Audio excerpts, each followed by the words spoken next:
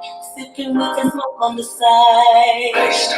Say what they want in life. You always have me by your side. Ain't no confusion, baby. You know I'm ready to ride. Always come with you, baby. Sipping with the smoke on the side. Ain't get your answer, baby. Say what they want in life. All right, y'all, come on in. Keep it 100, baby. You don't do no friends, no baby. Keep it 100, baby. Keep it 100, baby. Keep it 100, baby. You don't do no friends, no baby. Life for my king, life for my king. Give me the bell, and I'll fly. All right, come on in, y'all. This notification popping up late as hell. Come on in, y'all. Come on in. Girl, check Thursday. Come on in and shut the video. Always respect, never control me. What's up, Adrian? What's up, Janae? What's up, Tony? Y'all come on in. Who all on here? I can't see who on here. What's up, Chantel? Y'all shut the video. Come on in. What's up, Daryl? Come on in, y'all. London, you done got off work, child. Come on in. Come on in, well. Everybody come on in. Shut the video. We finna go ahead and have girl chat. We finna talk about everything. Oh, Lord. What's up, baby? Oh, Lord. Hey, Sherry. Come on in, y'all.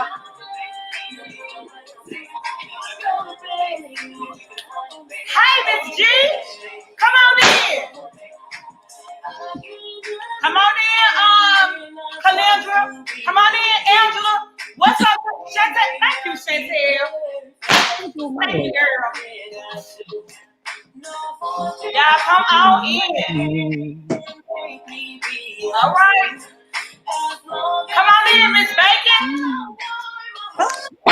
Come on in, everybody. Come on in. You can be a single one of me. Same girl. He's the only one that's loving me. For sure. Always respect, never control me. I'm gonna keep you rocking till I R.I.P. Oh, wait a minute, hold up. Nobody hold us. It's gonna be me. What's up, Jada? Come on in. Thank you, Janae.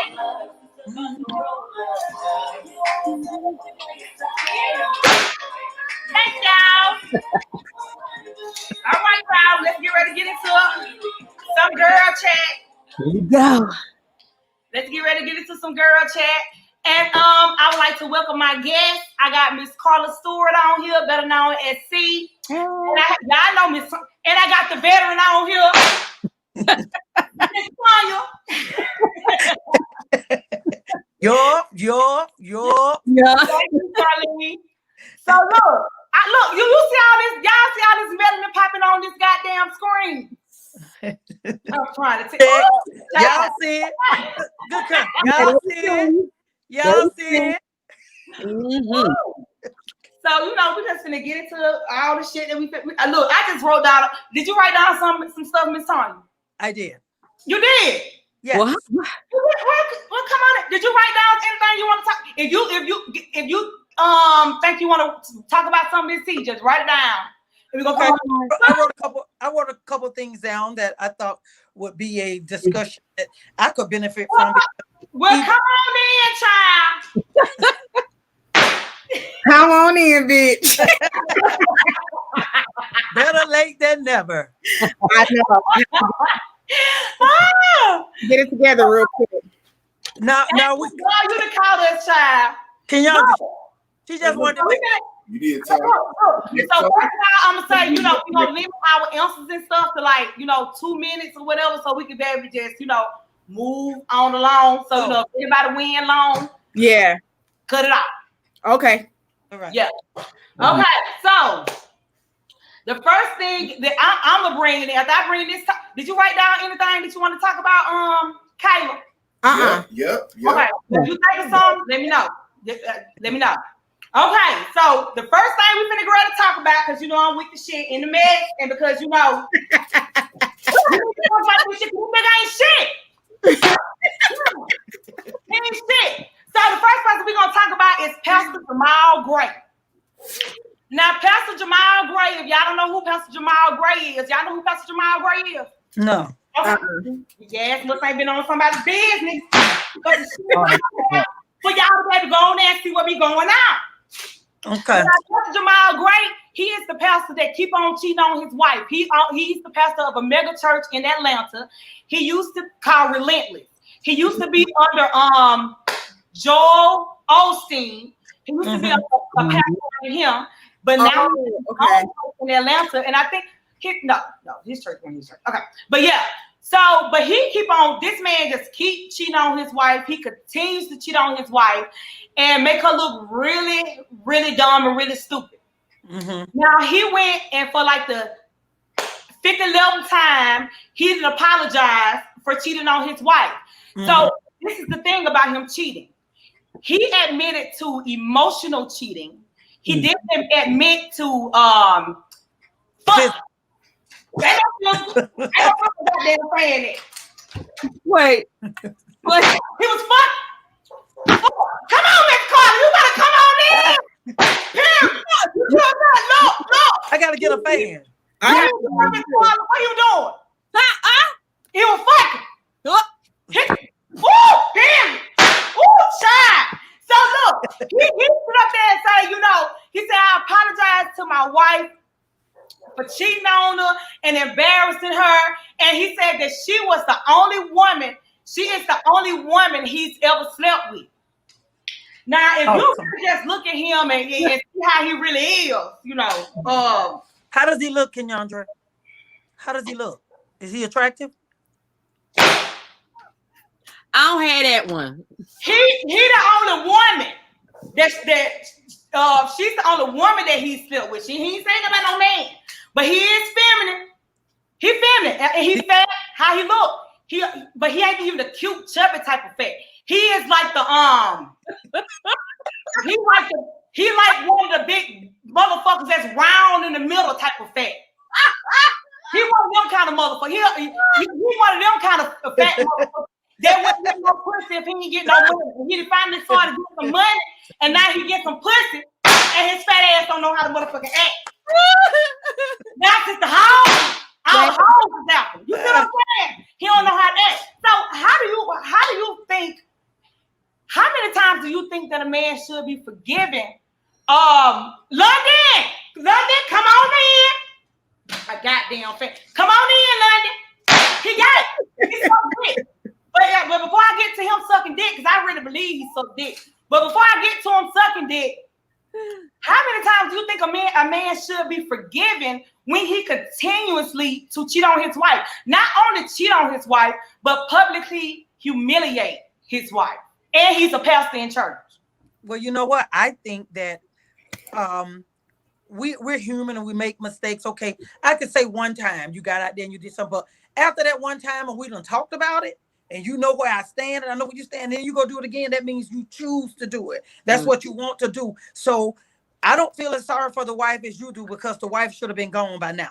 I don't feel sorry for that bitch. I don't feel sorry for her. Can y'all see me? Under some of your question touch bases with one of my questions that I had. One of my questions that I had that relates to your question was, how do you feel about being a man that treats you good financially? Okay, you living good, you driving in a Beamer, and you got diamonds, and you in this big 34 square 100 feet house, but he's not treating you like you want. He's giving you the good life, but he's either being controlling or cheating on you. And how many women stay because of things? Oh, a lot of them. And I think she's settling. That's because they're settling. You know what I mean? Money helps, but it don't make you entirely happy. You got a man who's treating you like shit, but you got everything you could want for. Like, that's crazy to me. Because you don't have what matters the most. You're sacrificing some part of you, some part of your personal being for a monetary gain. And I can't put myself in those type of situations, because I'll flip on them, and then before I know it, I'll be been got handcuffs. Cause see, I'll flip if somebody's gonna deliberately try to disrespect me in my face, like they said, don't be playing in my motherfucking face. If you face, I'm gonna flip. So therefore, I keep those type of men out of my life so I stay free. I know what you mean about that. And you know what? When it's a man like him and the way he out here just gotta keep having women and continuously just keep cheating on his wife, I just really feel like he out here looking for dick. Now wait a minute. He may be. But He was may it, like both of them. but is he having mental illness, do you think? That mental illness is what? What mental illness got to do with you dropping your dick out in the beach? Isn't that what he said on there, that he was having mental breakdowns or something? Yeah, the mental breakdown is he getting too much pussy. It's an influx of pussy coming to him, and he ain't never had that much pussy coming to him before because he's a fat, sad motherfucker that wasn't getting no pussy before he got money. And they just on period. And now because of who he is, they throwing it at him. They throwing it up, and he taking it. He don't know how to say no. Yeah. Well, the wife, if the wife is still there dealing with that, then she's getting what she deserves. Because I know you can love someone and you can be in a situation where it's not easy. Mm-hmm. But come on now, it's at some point you have to. And there's got to be a point. There got to be everybody. You got to have somewhere where you draw the line. Because if you don't stand for something, you'll fall for anything. You got to stand up, take it, bite the bullet, hurt. It hurts. Cry. Bite the bullet. Deal with it. But remove yourself from any situation that doesn't benefit you. If it doesn't make you happy, if it doesn't elevate your and when I say elevate, it ain't necessarily things and financially, but you know, Spirit. I don't mean to go rampant every time I get on here about my husband. Go rampant. But the elevation of my husband, it had nothing to do with things, but my life was elevated. So, and it had nothing to do with things. So if someone can't come in your life and elevate your spirit, elevate your drive, if they can't come in there, everything need to be elevation. If anything going the opposite direction, you need to move yourself from that situation. Your happiness, number one. That's first. Your happiness. If you can't be happy, why be in a situation because you can get in a Mercedes, but you sad and you're unhappy? Right. Nothing comes before my happiness. And if I ain't happy, somebody got a big problem on their hand. Because when I ain't happy, I act a fool too. Right. You know, so what you think, Miss C? As far as the wife is concerned, excuse my language, but she's fucking, she's nuts. It's not that much. It's not that much embarrassment in the world. And it sure ain't that much dick because 4 inches of it high enough behind his stomach. Listen. When you know something, you know something. You understand what I'm saying? You know. And when you bring that up with your partner, husband, wife, whatever it is, dum-dum, you know what I'm saying? And you already know the truth and they keep denying the shit, but you already getting feedback from elsewhere. You putting yourself through unnecessary stuff. So or is she a beard? I was getting ready to say, or she just that's possible like that. That's or is she a beard? She feeding off of it. Because being a beard, you know, and if anybody don't know what a beard is just a person that you are with to cover up your sexuality. Right. So is she just a beard, or is she a gay woman and they beards for each other? You know what I'm saying? Because you just have to wonder. That could be their personal situations. You know what I'm saying? But I got a question. If that's the case, if she's accepting that and you know what I'm saying, she's okay with everything, do y'all think she should just come out and just say it? I think so. Just stop. But you know what? I don't tend to believe both of them are that way. I tend to believe he is, and he got her for a beard, and she may not even know she for the beard. And she might know. Some women know their husband like men and they stay with them. I watched a girl on one of these Facebook talk shows who they was interviewing her, and she was married to a preacher, grew up in the church. Her mama hooked up with a preacher boy. Everything was all great. She come to find out that he liked men, and you know, and the man that he was with was supposed to be like his best friend, and she didn't know till later she found out they was having a relationship. So the wife might know and the wife might not know. Down. The wife might know and the wife might not know. But I don't think she's that way. And he said, well, I think she's probably a woman that was looking for love and thought she found love. And probably some men, you never know how men treat women behind closed doors where their self-esteem is at the floor. So she may not know what love is. She may not know what love is. Right. And she's afraid nobody else gonna want her. Nobody else gonna look at her. And then she stay and she stay and she stay. And baby she's a beautiful woman. Huh? She's not a bad looking woman. It ain't like she is bad looking, but her self-esteem gotta be in the trash. Yeah, that's what it is, and that's a sad thing. But I've seen people around my circle that I know they was dealing with self-esteem issues, and but you can't tell them that because of course they, most of the time, it depends. You may be able to talk to them, but some people take offense to it and think you may be offending them by saying, what is wrong with your self-esteem? What, or you may have me a tactful way to say it. But I had a friend who I felt like she was a beautiful girl, but she was dealing with self-esteem issues because of the way that her boyfriend talked to her and the way he put her down and the things he said to her. He made her feel like she wasn't good enough. And she was a very nice, not just attractive physically, but she was a nice person as well. And I was thinking, why are you putting up with that? Why? But sometimes women say, and we don't know how they. I hate to say the way we said it a while ago, like, I don't feel sorry for her, she's a damn fool. But at the same time, sometimes you don't know how people dealing with it. Everybody ain't as strong as some people don't know how to deal with it. And so it's really a sad situation for a man to do that to a woman that don't know how to deal with it. That stays there. And how could you just keep doing someone like that? How could you look like you're snap together and say, but at some point along the line, and I guess it goes to how many or how good friends, or how can I say it? How many good friends that she really has. It's really friends. It's not bullshitting her. That's really friends. That's going to actually say something to her and talk to her about it. You know what I'm saying? Like if right. Everybody's different, but if I had a friend that was going through something like that, which I have approached some of my friends about some shit before. You know what I'm saying? Because they know me. They know who I am. You know, you got to talk to them, pull them to the side, talk to them. I mean, somebody had to say something to her about, that's not right. But you know what, Carla, that could go either way, though. You know why? Because a lot of times when women are in those situations and the girlfriend try to talk to them, I've not experienced that with a friend of mine, but I know a friend who experienced it where she went to the friend to try to talk to the friend, and then she went back and told her husband what the friend said. And of course, the husband no longer wants you with the friend. So it got really ugly. And she said, I wish I had never said anything because and their friendship got real ugly. So sometimes you have to weigh your options on, you have to know, can you talk to that person? Not they say, you're not being a friend, because if you was being a friend, you would have told me. Sometimes you don't tell them because you're being a friend, because you're trying to, you don't want to hurt them. You're trying to protect them. Okay, so look, okay, Ms. Sonia, you just went into one of my questions.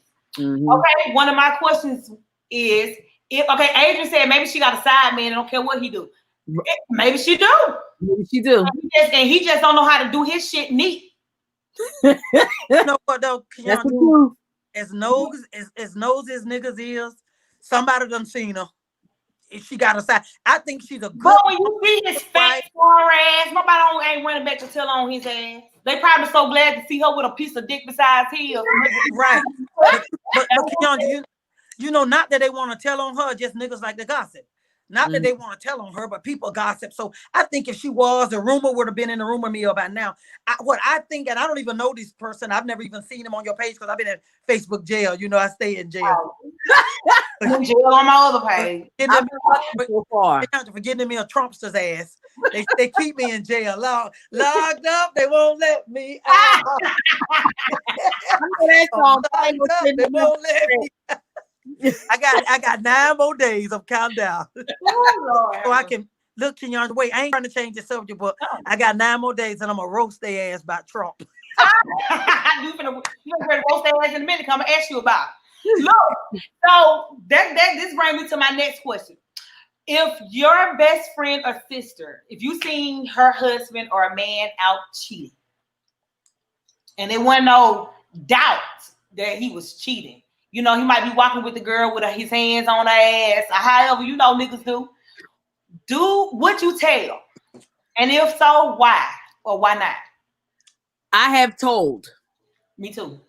Oh yeah, I told. Me too. I went and got her because she was sitting home waiting for him. I went and got her and said, "Get dressed. Come on, we going to the club." Guess who was up in the club? Him with the joint, as we say in Philly. Him with the joint. He was up in the club with her.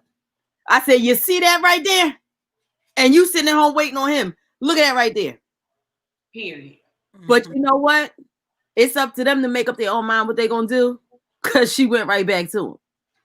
So I said, well, you know what? I showed you to your face what I saw. We've been telling you this, and this is what you have decided to do. And then at some point, you gotta let him cheat in peace. And at some point, the friendship has to be cut because I can't sit and watch you go. I could be there for you. You can still call me, but as far as us being tight like that, I can't go through that. You know what I mean? To see you constantly make excuses, and see right for your eyes. Because he ain't see her. I said, come sit over here. Now, why? He was real comfortable. Yes. Absolutely. Hey, look, I can't see you. That's why you ain't on the screen, because every time I put you on the screen is black. He was get a room comfortable. That's what he was. And she still was like, so, you know, I have to just say, you know what? That's what she really wants. It doesn't make sense for me to keep at it. So I just let it go. Go ahead and do your thing. So yeah, I've said something. So let me ask you this. Why do you think that you can't be friends with her if she's still with him and going through what she's going through? Because then I'm sitting in jail for beating up somebody that she gonna go right back to anyway. So you just don't get in it.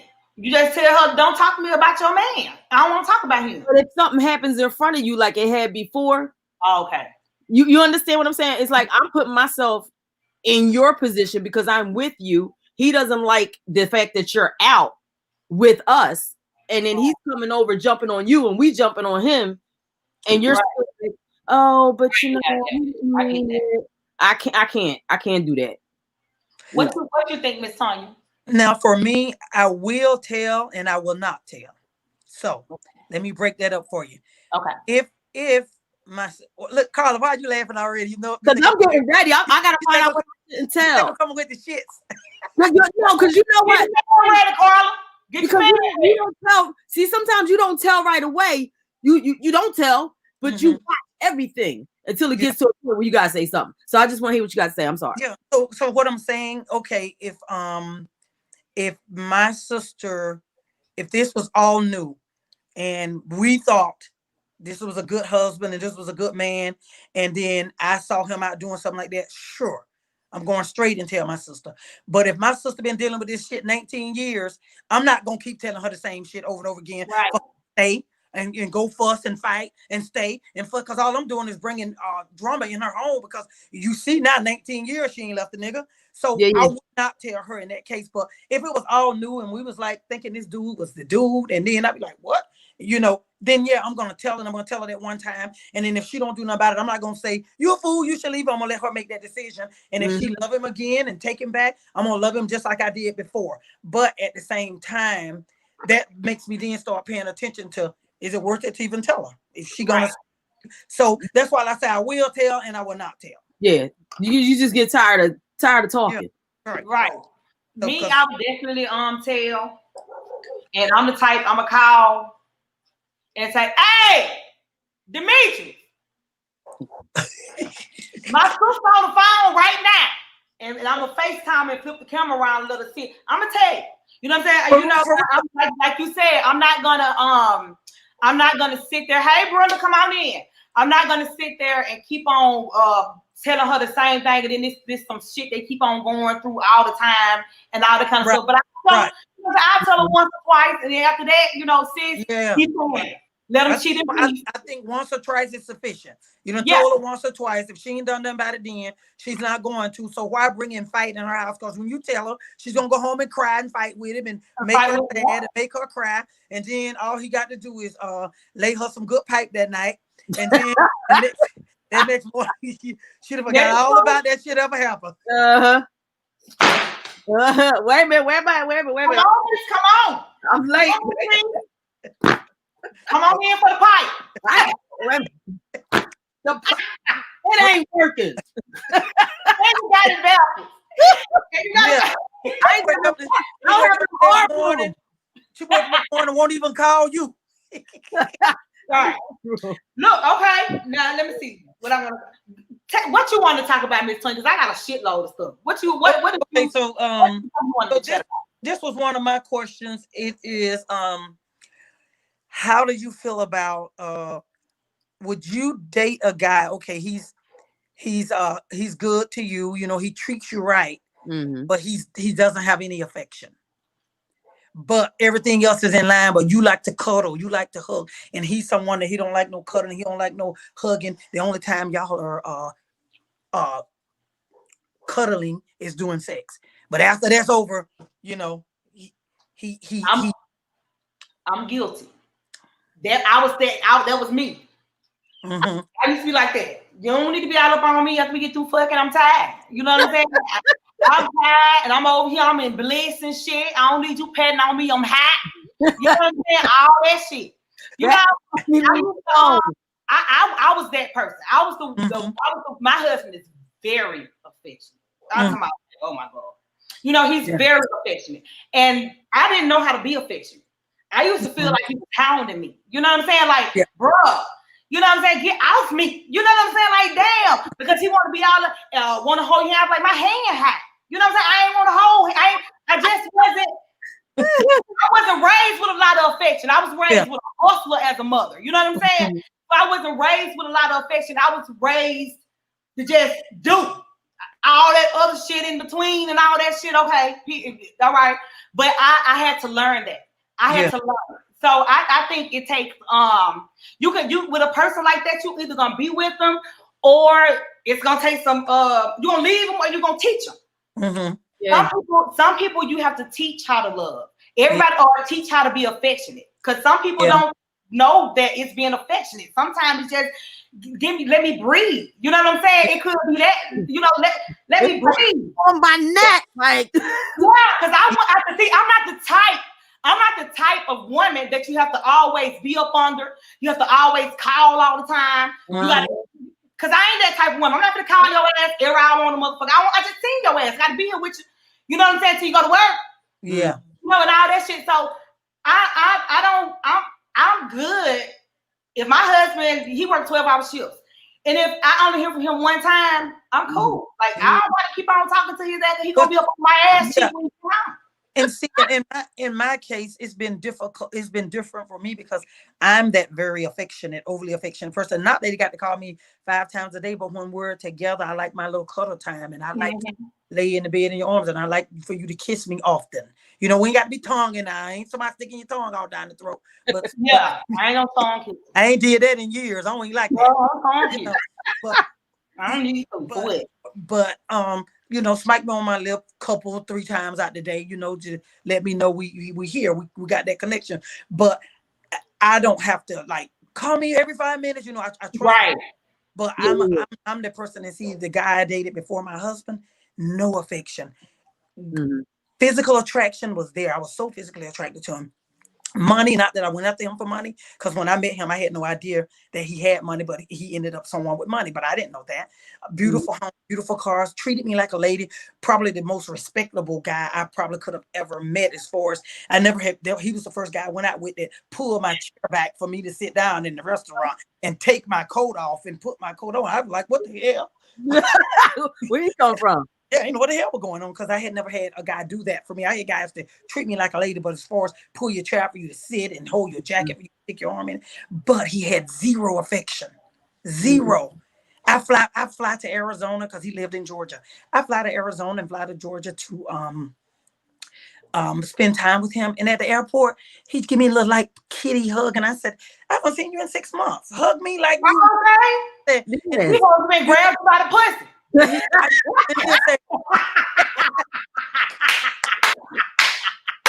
And he would say, well, you know, I don't like public affection.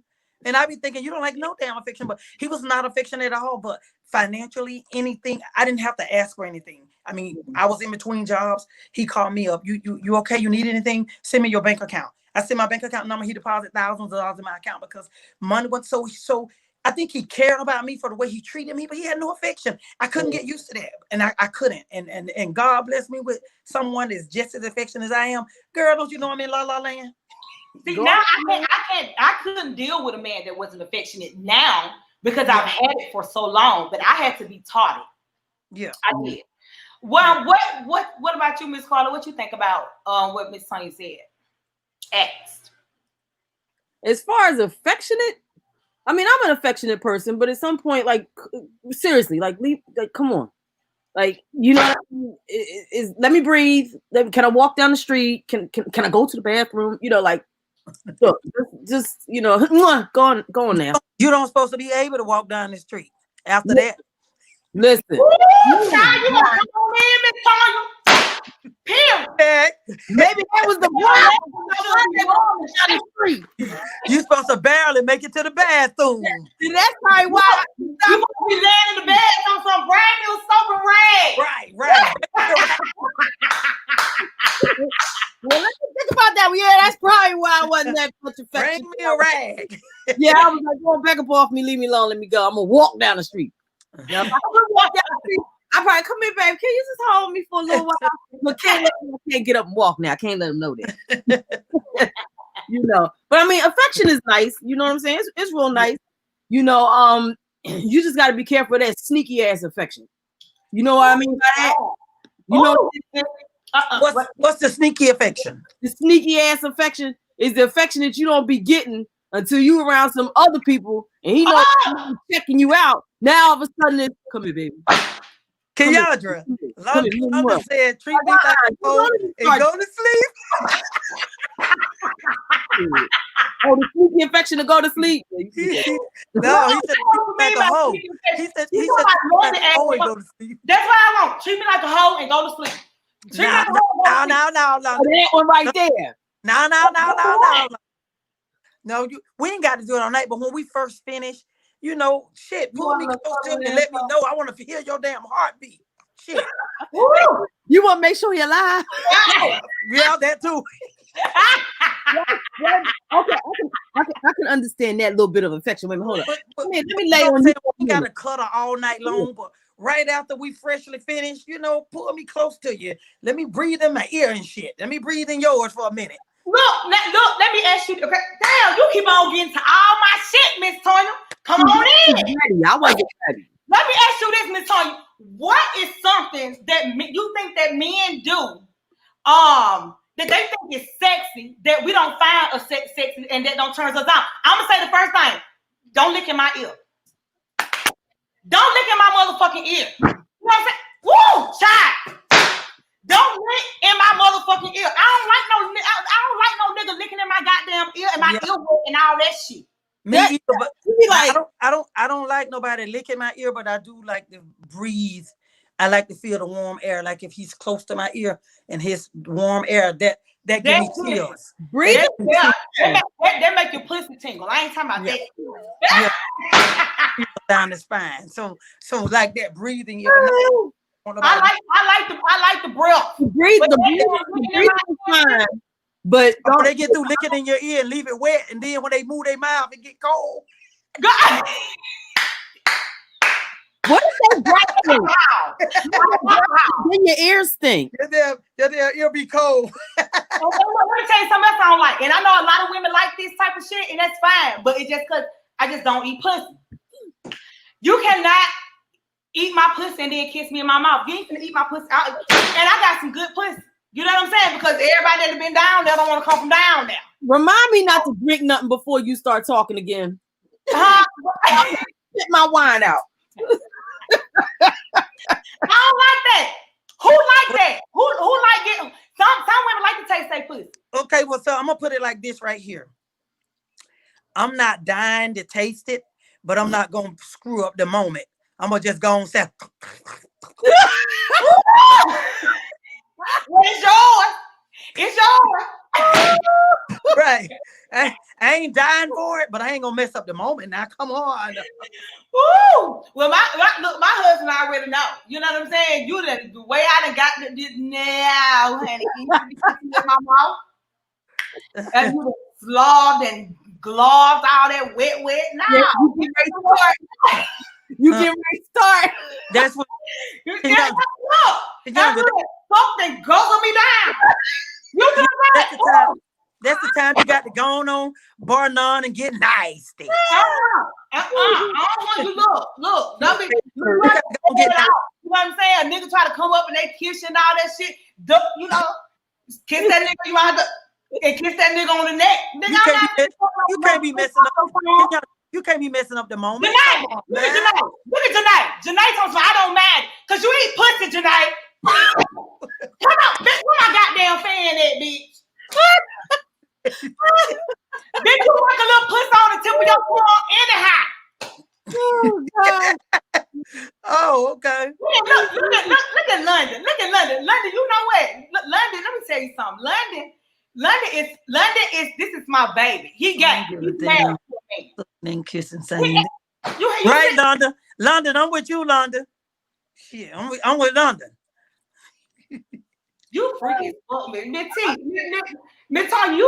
you freaking in the motherfucker. I'm with London. There, quit playing. Quit playing. She said, "Quit playing." She said, "Quit playing." Lord, do. So anything else that you think that a guy does that they think is sexy and that we like it and we really don't like that shit? Kayla, you still blank on here. I don't recall. I don't recall. What passion marks at a certain all that. Oh no, I don't do that. Marks. Now wait a minute. Don't get me wrong. That shit do feel good. But you gotta put them where nobody can't see them. I used to be a vampire in my previous life or something like that. So you just love sucking shit. I can't be walking around with this shit on my neck. Right. You know, I think it's okay in the summertime, looking crazy. Or you could probably put a neck brace on and just say you was in an accident. Hey, can y'all just listen to that? Look, all the pussy lickers that came to the motherfucking line. all the pussy lickers to bring to the motherfucking line. Can y'all just, they stepping through trying to represent, ain't they? That boy is represent. Look, but since they on here, let me ask you this. Have you ever been with a woman sexually and have you ever you ever had a little pussy? Let me see what fan I'm gonna have for that. I don't even know what you asking us that question now. Let me get a pink fan for them pink walls. Okay. You asking us that question now? Okay, I was just making sure. I ain't know if you was talking to somebody. What's that question? Let me go first and get it over with. Okay, go ahead. That question was, have you ever been with a woman sexually? And if you did, if you were, did you give oral? Now all my followers are ready to hear what Miss Stewart has to say. Come on, Miss Stewart, because that you got some of that. Because some of that CBD pussy, that healing pussy. Come on. Look, some of them probably blown away by this whole thing right here, but that's all right. But to answer your question, nope, virgin at that. I ain't never been with a woman. You never been with Miss T? No, I've never been with a woman, and I've never touched a woman inappropriately, not just sex, but I've never kissed a woman. I've never touched a woman. I've never been in that. I've had women come on to me. I had women try to send a message, and I just simply sent back, that I'm sexual. So I've never had that experience with one. But now I've saw, and I don't know, hey, Kenyandra, I don't know.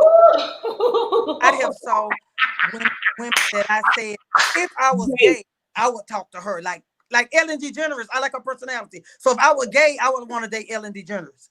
Now, because I like her personality. Now I have some very, very close friends that are gay. You know what I mean? And they're about that life, they're about this and that and everything like that. And I don't knock nobody for what they do. I've never been right, of course. You know what I'm saying? But when it comes down to it, and then just recently I keep getting hit on by one of her friends, and she's like, she's just telling no, she's not interested. She doesn't do that. She said, well, she ain't got to do it. I do it for her. I'm like, okay, no. Child. But I mean, you know what I'm saying? But I don't judge because of that, because deep down inside, we all people. It's just not my preference. Right. Yeah, that's thing. I let a bitch suck my whole motherfucking existing about my motherfucking ass. What my goddamn fan is? I let that bitch suck the motherfucking lining about my motherfucking ass. Period.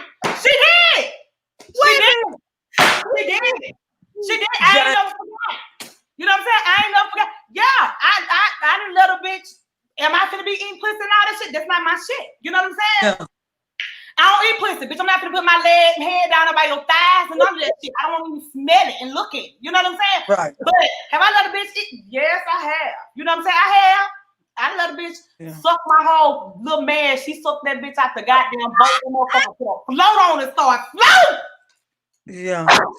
She did. I feel like that if I were to end up in an intimate situation, like for instance, if I ended up in a situation with a woman that approached me or touched me, I wouldn't know how to react to that. Like, because I think it'll scare me. I think my heart will start beating fast. It would scare me because that type of attraction for a woman. So, that has happened to me. I'm not no attraction to no woman, but she wanted to eat my pussy, and we was friends, and you know what I'm saying. I let her eat it. That was the fuck she wanted to do. I wanted to see how I felt, and it was the best shit. That when I started fucking with my husband, I taught him to eat pussy just like her. And that's on period. That's on period. Kenyandra, were you were only with her the one time? With the girl, yeah, I was with her one time. Just one time, okay.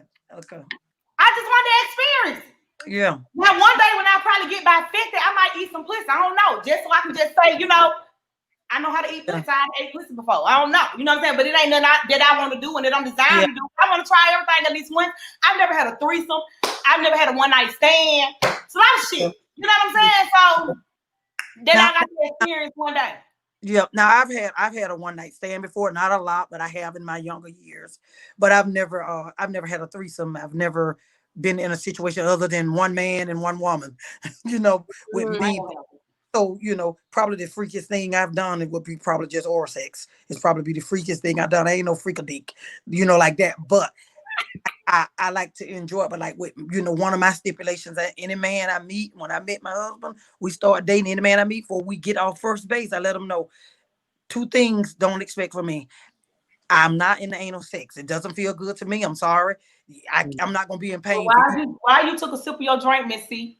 You started drinking as soon as she said anal sex. Your throat got dry. I can't do that one. And then my next thing is, I ain't finna swallow. No, ma'am. No, ma'am. Don't do nothing for me. Period. I don't need the nutrients. I brought protein out the store. Right. Period. Okay. You know what? Premier to be exact. If you want to know about Premier to be exact, but I'm not doing that. I cannot do the swallow. You a swallow you see? I'm not doing that. No. Don't be looking like that. Like, you ain't saying yes or no. No. Okay, well, you know, no. If you like a little milkshake every now and again, I don't like no milkshake. Yeah, me either. You can't nut. You can't nut in my mouth. You can't nut in my mouth. No, you can't do it. I can't do it. Nut in my throat. I always lay that out first, because if certain people have certain expectations, because I remember dating a guy who was pressuring me, you know, about me swallowing. I said, what they got? Why? I said, what does it matter? As long as you get your situation taken care of, why does it matter what happened to it after it's executive, what word I'm looking for? After it's extracted. Expelled from you. I couldn't even think of the damn word. What difference do it make what happened to it after, as long as it got expelled? What difference do it make? But you know, throughout the dating, often we had deep conversations about it, because he wanted me to do that so bad. That was stuck in his head that he wanted me to swallow. I said, no, sir, it ain't gonna happen. You know what? It's going to happen. They get like that. Okay, some folks get like that because you're telling them it's some shit that they can't have. You understand what I'm saying? Mm-hmm. So they're gonna be the one to make you do that. Yeah. And now, you know, they said don't knock it till you try it. Now, I'll be honest with what I have tried. I have tried anal sex, but it wasn't, shit wasn't giving in, stuff wasn't happening. You know what I'm saying? And I'm like, wait. This ain't right. Something ain't right. Hell, we done got gasoline. We done got cooking canola. Wait. Got everything. All there is. Wait. And I was like, And then he talking about, you just need to relax. If I relax anymore, I'm gonna stop damn breathing. I was like this. Yeah. I was like, no, I'm not trying it anymore. We're done. I was like, no, because it was not comfortable for me. It just didn't work. It did not work for me. And to each his own, because I know people who say, oh, the orgasm is twice as intense. But I'm like, I can't get there. Nope. I'm on special occasions. No, Special occasions. Special occasions, I might goddamn, come on in and bend the Buddha over a little bit. But do it ever become where it's not? Does it ever get to the point where it's comfortable? Because my problem was, it never got comfortable. But my problem you can't stop doing it. And see, I don't do it but like twice a year.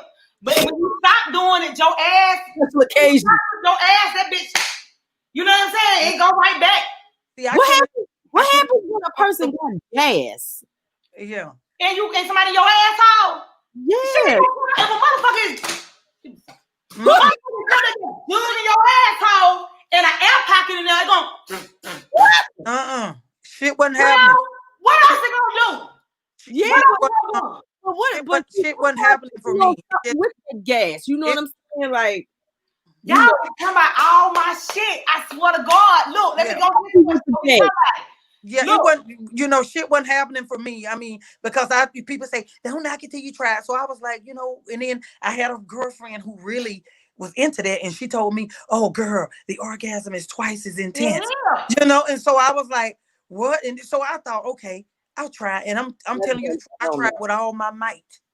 And when it wasn't loosening up. And then this may be too much information, but since we're talking about it, I'm gonna have to go a little bit further.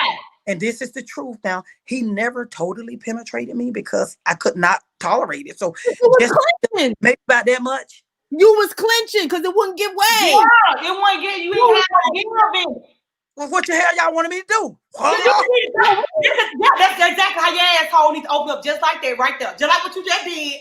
That's what it needs to do. Look, this the thing. Oh, I wish London. I wish I could have you up in here on the goddamn show. See, London, I'm have you on the show. See, London know all about ass. Ass and shit going. But seriously, it never worked for me. It never got comfortable. And too much information I was gonna give y'all. Okay. No, it don't. Okay. Disclaimer. Too much information. There's some freaking motherfuckers out here. They don't need no goddamn disclaimer. No, this ain't freaky here. This ain't freaky. What I'm telling y'all, what happened to me the next day. What happened? I couldn't have a right bowel movement. See, like little rabbit pellets coming out. It wasn't a whole. It wasn't a whole one. It was awful. Like the next day. Yeah, every time I tried to go to the bathroom, I was like, what the hell? And I was like, ain't nothing finna interrupt my shit. Period.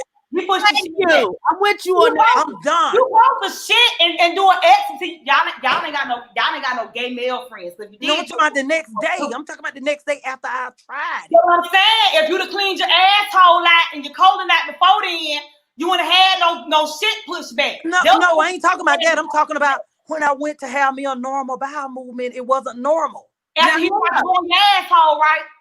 Right. That's what I'm talking about. I ain't talking about it made me. Yeah, I ain't talking about it made me have to go to next. I'm telling you, my normal every day after I eat, that next time when it's my time, wait a minute. It wasn't what I was used to. I wanted to go have me what I have every day that make you good. You ain't getting no good. You ain't getting no good shit before you had let them went up in there. See, hold on. That's why he pushed the shit back. Let me ask you something. Kenyandra, I don't care if I got a good shit or not. Leave my shit alone. Leave it like it was when you found it. Shit. But that's the whole thing. Like, you gotta know ahead when you're gonna do that. You gotta go through all the whole going to the cleaning of the hole and the enemas and all that kind of stuff beforehand. Shit, by the time you do all that, you don't want to do the shit. Right. No, you don't do that right before you get ready. Now you better did that shit before you take your bath and all that. But I'm saying all that's well and fine. But what I'm with you when you go somewhere or just down to eat. But what I'm trying to get at, the next day, I don't care if it was the next night. At some point, you're gonna have to have a power movement. It ain't got nothing to do with what you did. But what I'm trying to say is that my regular eating 3 meals a day, usually you're gonna have a regular.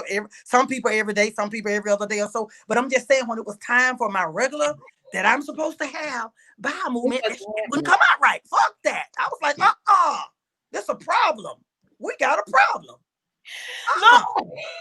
No, not no three rabbit pellets. Thank you. Like 3 rabbit petals. Look like a rabbit did it. Thank you, Miss Latanya. I ain't doing it. You look what Chantel said. Chantel said because you still had that ass clip so tight, you showed it back up in. Chantel. Chantel. We went way back. Baby Crystal, come on in. Hey, Chantel, you got off there. Your ass. I just tried to tell you that.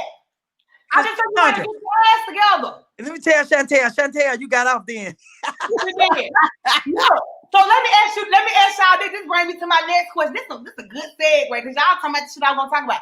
So, what's the most embarrassing thing that has ever happened to you during sex, or the most embarrassing thing you've ever done during sex? Come on, Missy.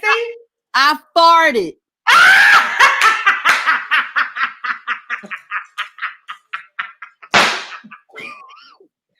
I tried to hold it, but I had too much butter, and had to let it go. My bad.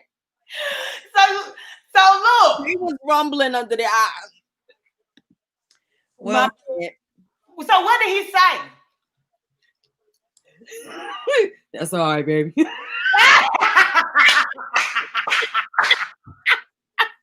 Hey, Keandra. Look. They don't give a fuck. Look at Brooke. Look at Brooke. And after that, I was like, well, all right. It was more. And the dick probably got harder than it. But you know, back in the days, they said there was a joke going around that a lady and the man was having sex, and said when they was having sex, the lady farted and said she apologized and said, "I'm sorry, baby," and he said, "Don't apologize for that, baby. I usually make them shit." Look.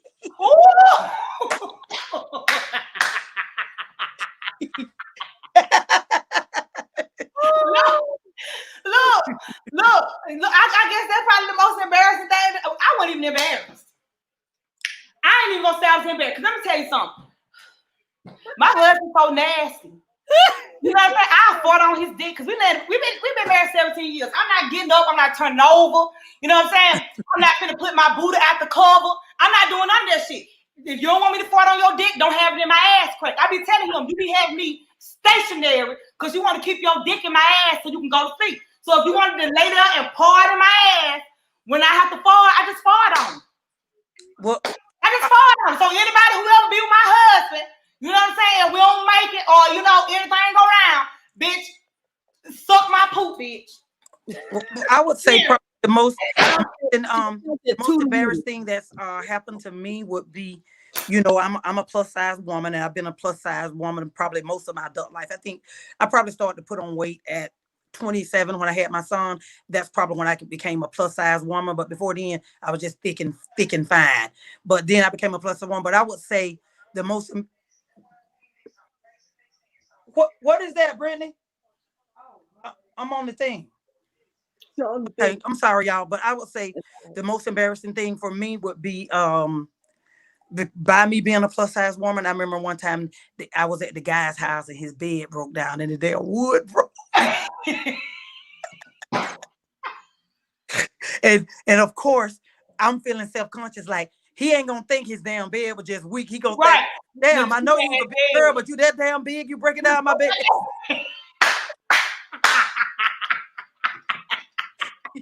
Yeah. That's what embarrassing happened to me. Well, they say there'll be some furniture moving. So let me ask you this. Chantel went on into my next one. Y'all is just, I don't even know my paper because I don't even want to read the motherfucker no more. But so let me ask you this. Have you ever walked in on your parents having sex or heard them? And have your children ever walked in on you or heard you that you know of? My parents, so we going way the hell back. I can't say nothing about my parents. I know my son told me, he said, Mom, you was in there hollering.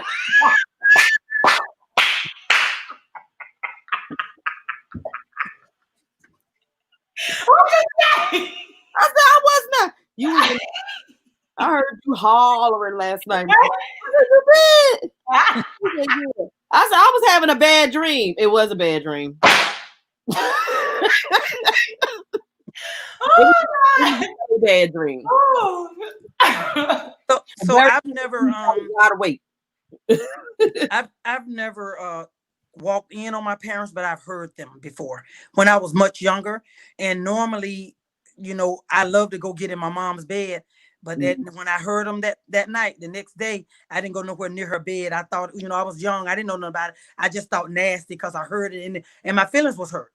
It bothered me. And all that next day, I kept thinking about it because I felt like my mom wasn't supposed to do that for some reason. And so I felt bad about it, but I never just walked in on it.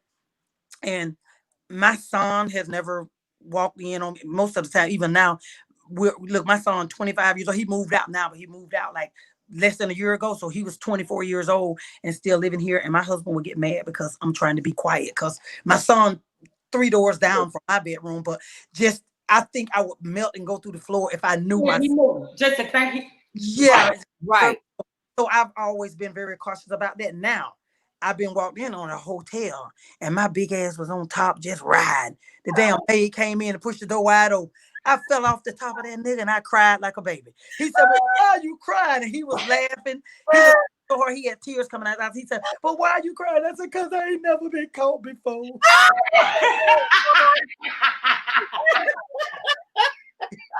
I was riding him. She was crying because she never been caught, but she was caught by the maid that don't even know her.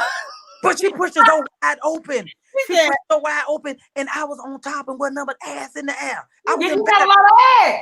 I know. Let a motherfucker push the door open on me. I wish I did have a lot. I that little motherfucker up like you said.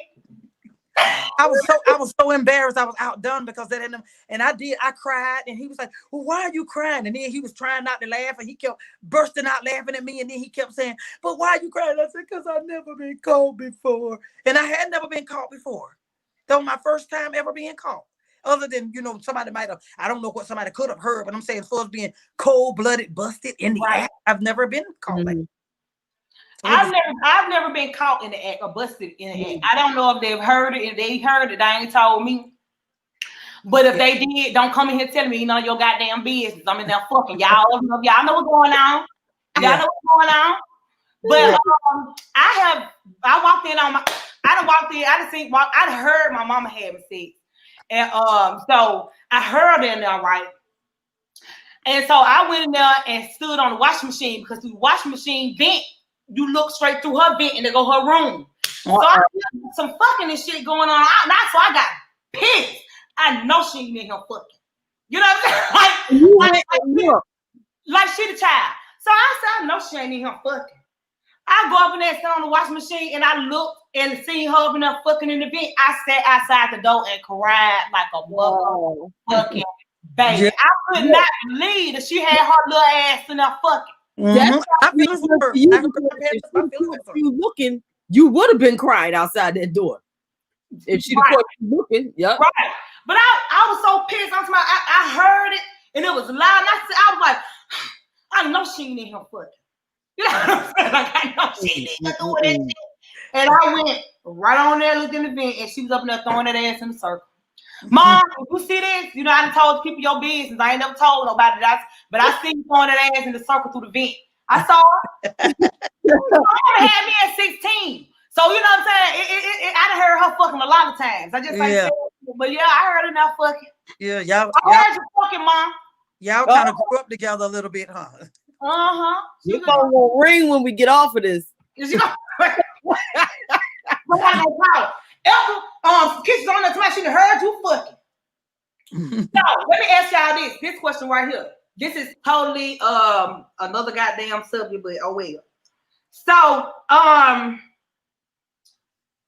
if you had to be on a reality show, what reality show would you choose to be on, and why? You going first? Who, me? Yeah. First. Okay.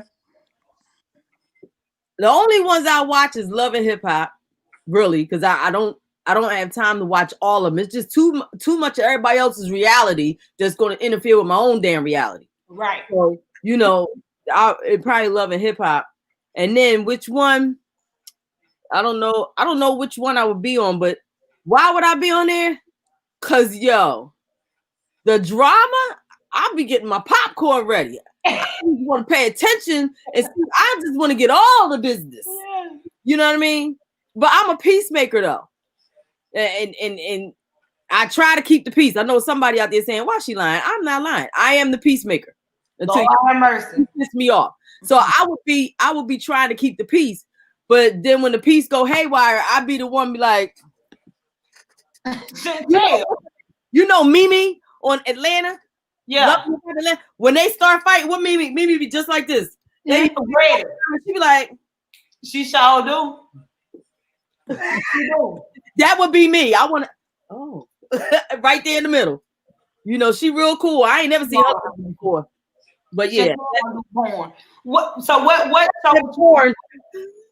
what Chantel crazy? What show would you be on and why? I think I will be on Housewives of Atlanta. And and the reason why would be I think, you know, I would fit right in with them because, you know, I'll be checking their ass left and right. The ones that need checking, I'll be checking them left and right. And then yet I probably could get along with a lot of them. But I think I would like to be on there. And I just think that my personality could go either way. I think I could fit in with them. If they want to be dramatic, I can get with them. If they want to act like civil people, I can get with them there too. I can go either way with them. So I think I will have fun on Housewives of Atlanta.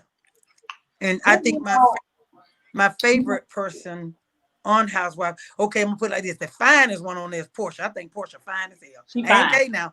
I ain't gay or nothing. I like men, but I think if a woman fine, she gets fine. Yeah, I think Portia the finest one on there.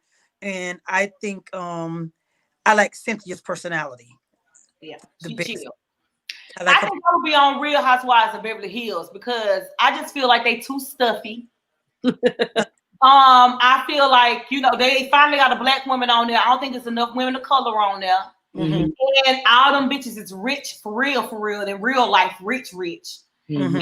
And the trips they go on are so, I want to be on that. They have the most extravagant trips. They have the most Beverly Hills. Yeah. Okay. They have the most extravagant trips, and I just feel like that's where I want to be. I want to put my ass, my classy, ratchet, ghetto ass, all that. Yeah. All of that. Well, pass the Grey Poupon, bitch. So yeah, I want to be on that. Yeah. And Nene used to be my favorite, but over the last few years, Nene personality changed a lot, kind of till it comes off nasty sometimes. And it's like, ain't no need for that. Well, I talked to Nene. And I think with Nene, it was more of she changed when everything started happening with Greg. Yeah. Yes, you know what I'm saying? She didn't, when everybody else wanted to be happy and shit, she ain't had nothing to be happy about. You know what I'm saying? And she goes, and with everybody, and if you'll notice over the past couple seasons, she ain't really want to indulge in a whole lot of the bullshit. She really wanted to get away from the bullshit. She didn't want to deal with the bullshit. She was more standoffish than anything. But I didn't talk to her. That shit with Greg just took her the fuck down through that. Yeah. And I'm sure emotionally, nobody know what one person is dealing with emotionally. Yeah. How they dealing with it, yeah. But that did kind of make me like, oh man, why is she like, you know, because even some of the things that happened between her and Greg during that time, I understood she was going through a lot, but at the same time, he was going through double. He was the one carrying the diagnoses, you know, and there was a time that I felt like her response to him was like, oh, you could have been a little nice. And I know she was, like I said, I know she was going through something, but so was he. So, you know, and I know having a diagnosis like that and her being the primary caregiver when that wasn't something she was used to, I imagine it could be difficult, but I just thought that should have been done a little different, you know. Yeah. Okay. Let me see. If you could change something about yourself, what would you change? I'll let you go first because I'm trying to think of something because I'm so wonderful over here. Ah, ooh, you gonna say that? Wait, my family here somewhere. I would definitely change my younger self being so giving of myself. Anybody, our family, if you need something, we got you. Everybody doesn't return that favor, but at the same time, we blessed, so it's whatever. It just kind of hurts you when you're always there for somebody. Then you start paying attention, like, No, they ain't never got no money, and I'm always the one giving the money, this, that, and the other. You know what I'm saying? And then it's just the fact of dealing with people's reaction to you when you really change and stop being that person that's always there for them. You know, you gotta, just not being there for a whole lot of people. Just pay attention to my own circle. You know, I think that's what I would change about myself. Other than that, I'm all right. You know, but that's one major thing I would definitely hold back on trying to help everybody. Trying to help. Yeah. So you didn't necessarily mean like physical. You meaning anything that you would change about yourself, right? Yeah, anything. Get down, Pep. Down. Get down, boy. One thing that if I had a wish, this will be my wish. It wouldn't be to be a millionaire. It wouldn't be to own this, own that. If I had a wish, it would be if I could erase more than half of the niggas I dealt with in my young life. I could erase them bastards. That would be one thing. And then I guess another thing would be, although I have a career and I do okay, but I wish I had took a different career path and to allow myself more exposure than just being a nurse, being a wife, coming home. I wish I had took myself to a major city and did something different, even if it wasn't necessarily entertainment, because I can't sing. I can dance okay, but not now with these bad knees. But so I don't have no great talents other than the gift of gab. So sometimes I wish I had pursued journalism and took my life on a different path and went to a major city and perhaps had a job in journalism. So I would say changing my career path and erasing 90%. It's probably only my husband and one other guy that I wouldn't erase. Right. That's how it usually is. It's usually like, I think I would change what I could change about myself. I think I would change. I wish I had better control over my temper. You know, I'm working on it, but it's horrible. You know what I'm saying? It's really, it's bad. You know what I'm saying? It's really bad. Mine's gotten worse over the years. I look, mine, I can control it, but I don't. Look, if you push me and keep on pushing me, I'm gonna knock your motherfucking ass out. You know what I'm saying? And I don't like being that person. I don't like being out of control of myself, or I don't like. I wish I could better control letting someone else control my emotions. You know what I mean? I wish I could do that, and I also wish that I would stop trying to help every goddamn body. As far as it don't even got to be money. You know what I'm saying? It can be. Yep. The little. It don't even got to be. For me, it ain't even. Well, yes, it is, because I have people that hit me up all the time for money, right? So, I would stop doing that because I started giving a couple people money here and there when they needed it or whatever, and then it became every time we turn around, every other week, every other month, they need some, but I just shut that shit down. Regular on I think I would do that. I think when I was younger, I would have said no a whole lot fucking more instead of trying to just do everything and make everybody else happy. And then when I went to bed at the end of the night, I wasn't happy with the decision that I made. But the people that I made the decision for or did something for, they were. I would have put myself first more. I just started putting myself first like the last 3-4 years. I would have before then I was completely on the fucking back burner. It was to the point where we going shopping. If we shopping, I take my stuff out the buggy. Even though they don't need no more shit, I started finding myself putting my shit back on the hanger because they want this. You know what I'm saying? Or you know, they want these Vans and they want these Jordans. You know what I'm saying? But now I'm like, girl, look, go over there and get you a pair of them goddamn $60 ass Vans. Cause I'm finna get me the $200 ass Jordans. Cause that's what I like. You don't got no job. You know what I'm saying? But when it used to be, I would just sacrifice just anything. It ain't matter what it was. Everything. I take my eyelashes off again to my children, my daughter. Yeah. You know what I'm saying? It's whatever the fuck. I'm talking about, Mom, I'm finna go ahead and go. I'm about to pull all my eyelashes out. Trying to take them out to give them to her motherfucking ass. I'd be like, look. Yeah. I don't sacrifice my own happiness. Yeah. I don't. No, not even for my husband. For nobody. I don't sacrifice my happiness for nobody anymore. Yeah. So. High five. Yeah.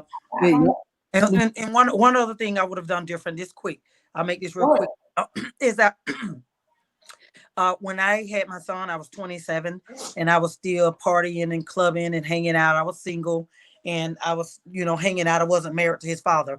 And so I was still partying and clubbing. And so I feel like that if I can do it again, I would create more quality time and create more memories. There was times that,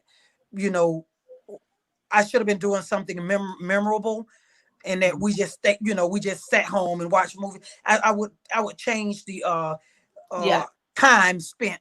I feel like I was so busy partying and sleeping half day the next day. So I take them to my mom's house to go to the club, and then I leave the club at 4 or 5 in the morning. Then I sleep till noon. Then I get up and go get him. But look at all those hours. I probably should have been spending time with my son, but I was young-minded and hanging out, having a good time. And then I go get him around noon, and we may go get something to eat and go back home for a little while. And then at night I'm going to the club again. And then I'm back to my mom's house again, with him so I can go to the club. So I clubbed a lot when he was younger. And probably by the time he was about 7, I wasn't partying then. I was kind of more at home being a mother. But I think about them 7 years was probably critical time that I should have been spending much more time than I did spend. He was well taken care of because my mom took care of him, and she was a non-drinker, non-smoker. She stayed home, cooked, clean. So he was in good hands, but he didn't get that. I feel like he should have got a lot of more of my time when he was that young, but I was kicking it. I'm at that stage now. I didn't have the no mother to keep my kids, and I took my oldest daughter. I took her to high school. I finished high school with her, so I didn't have that. So I done had to be a straight fucking soldier all this time. But now they be talking, "Mom, you finna go again? I'm finna go again." I'm finna go again. Y'all old enough. I got one that's grown on her own in Alabama, and then my daughter's a senior. She'll be 18 next month. My 14-year-old baby, you on up there, I'm here, but I'm finna go. I ain't finna see. You don't need to be on my titty no more. Oh, your other daughter didn't come back when y'all came back? She moved out. Lexus moved out probably about 6 months ago. Oh, and then she went back. She moved to Alabama. Okay. She had already moved out. Oh, here. I was thinking when y'all went to Alabama and then you came back that she stayed. Now my middle daughter, she stayed for like a month, but then she couldn't take it. She was like, I'm out. So she came on back. Okay. And my oldest, she might be coming back. I miss my goddamn baby. I be trying to persuade her ass to come back every time I come around. I know you do. Well, my son moved out and he moved up the street about 4 miles away. So 3 times a week and work out with me because I thought I was going to really miss him because my son ain't a clingy type kid. Right. He'll go to, when I used to send him to Georgia for the summer, I'm calling his cell phone. He's not answering. 2-3 days, he don't call me back. And then I asked him, Braxton, did you see my call? I told him, I said, I don't give a damn what you eating. If you ain't dead, you gotta answer the phone for me and call me back, or I'm going to turn that phone off. But so he's not very clingy. So I thought once he move out, the only time I would hear from him would be when I reach out to him, and that I wouldn't see him that often because he's just he ain't an introvert, but he's an introvert's first cousin. But I'm delighted to see that I see him quite often, and we text and we talk. So it's nothing like what I thought it was going to be. So I'm proud of him for moving out because I wanted to see him make that move that, you're 24 years old. What you going to do? I'm trying to support you, but at the same time, I don't want to handicap you. And why I have to ask you to get out. But I didn't. Him and his girlfriend decided they got their place. And so far, so good. He's been out about 4 months and he hasn't had to ask me for anything. So, which is good. Even though if he needed me, there for him if he needed me, because everybody don't do it like others. Some people get out there, like I moved out at 19. I never went back home. I never had anything repossessed. I never had my lights out. When I got out there, my head was on straight to do what I need to do to survive. But everybody don't be that way. So I was prepared to back him up if I needed to, but I've been impressed that he's been doing really good. Yeah. I've been impressed. Yeah, growing up, let's see, I was one of them lucky ones. My kids are 8.5 years apart. So, you know, when it came time, and I never, let's see, I always worked 1 and 2 jobs to get what I wanted, because my mom always told me, you want something, you work hard for it. So on my days off, I never worked. I worked in nursing at one point. I never worked on my day off, but I used to do 2 doubles a week. Never on my day off. Because my day off was my day off. So I was kind of lucky, you know. Kids would go to moms, or they got 2 different dads, or they go to their dad. My kids every weekend. Yeah. You know what I mean? But even so, I still had a job that had me working at night on the weekends. So I was always in school. I was in school, then I was working full time and had my salon and teaching part time. I just kept busy. I can't do that now, you know, because you know, I got MS. So it's like my brain still wants to do all that. But then when I get out there and try to do stuff, my body's like, hey, dummy, sit down somewhere. There was a time that I clubbed 7 days a week. In the little town I was from, there was a club that's popping on Sunday night. There was a club that's popping on Monday night, and you had all your different spots that had one night of the week where the crowd be at. And there was a time my mom used to get upset with me because I was in nursing school at the time. And one of my friends that I hung out with, she was just a girl that was living nice because her boyfriend was a dope dealer at the time. And my mom say, why do you keep hanging out with her? I thought you was trying to be a nurse. You ain't gonna be shit. You hang with people who ain't shit, you won't be shit. And my mama used to drill that in my head, but in my mind, as much as I partied, my mind was made up that I don't want the rest of my adult life to be like my childhood was, because I grew up very poor. You know, my father was abusive. So when my mother left my dad, you know, fleeing for her life, it was a single mother with 8 children. So we grew up on welfare, food stamps. We didn't live in the project, but we lived across the street from the project. The people in the project was living better than we was, because I would have project, but my mom wouldn't get a project because she said she didn't want, you know, people in her business, and you got to hide that if you got a man, and then you got to hide them shoes when they come to do their review. So my mom never wanted a project. So it was so I had a difficult we had a very poor childhood. So my mind was made up that I'm gonna get something behind my name that I ain't gonna be rich, but I can make a decent living that I don't have to spend the rest of my life like I've spent my childhood. So as much as my mom cursed at me, I would go to the club, party till 4 o'clock in the morning, come home at 4 o'clock in the morning, get into bed with the book, with my school, read and study, fall asleep. At 7 a.m. I would be at the bus stop in the rain on my way to school. I don't know how I did it, and I passed. Yeah, and that's something you think back on all the stuff that you used to do. Yeah, and you're like, how did I do that? I don't know how I did it. I don't know how I did it, because I would go to school functioning off 3 hours of sleep. Or I was good. I'm a night person, so I'm always up late night. You know, I might be up all night tonight, you know, till tomorrow morning. But it's been times where I've been up all night long, out partying. Gotta go to class. When I get out of class, my 2 classes or 3 classes that day, gotta go to work, leave that job. Boom, I was going to another job when I was in school. I had 2 part-time jobs.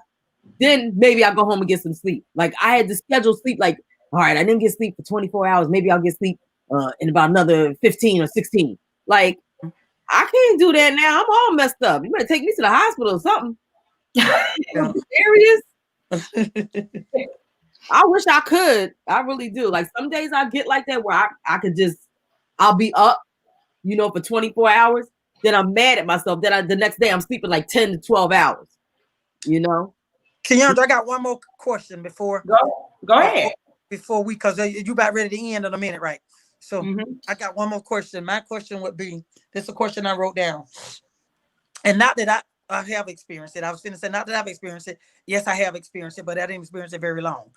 Okay. So how do you feel about being with a man that's nice on the eye? The physical attraction is there. He's great in bed. He treats you like you want to be treated, but this motherfucker get fired off a job every other week. Bye. Right. But then, where's your bye bitch fan? I don't have one of them. There it is. Can't see don't care. job. I remember dating this guy one time, and I was looking every other week a new job. Me and you work that job 3-4 months. I was like, no, you're not stable enough for me. You ain't stable enough. Why you change job? Why you keep getting fired?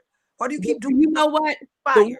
That shit get old. The ones like that, I bet you any amount of money because he fine as hell. He good in bed. Always dressing nice. Smelling good. There's chicks out there taking care of him. Right. And that's why he ain't stable. That's why he ain't staying with them jobs. He Right. don't need to. Right. He gonna find somebody that want all that with, you know what I'm saying, that he's offering, if that's what he's offering. Yeah. You know what I mean? So he's not gonna learn. Yeah. Not But me. I couldn't, I dated this guy one time and I just couldn't. I said, you already ain't landed the greatest jobs and you can't hold on to them.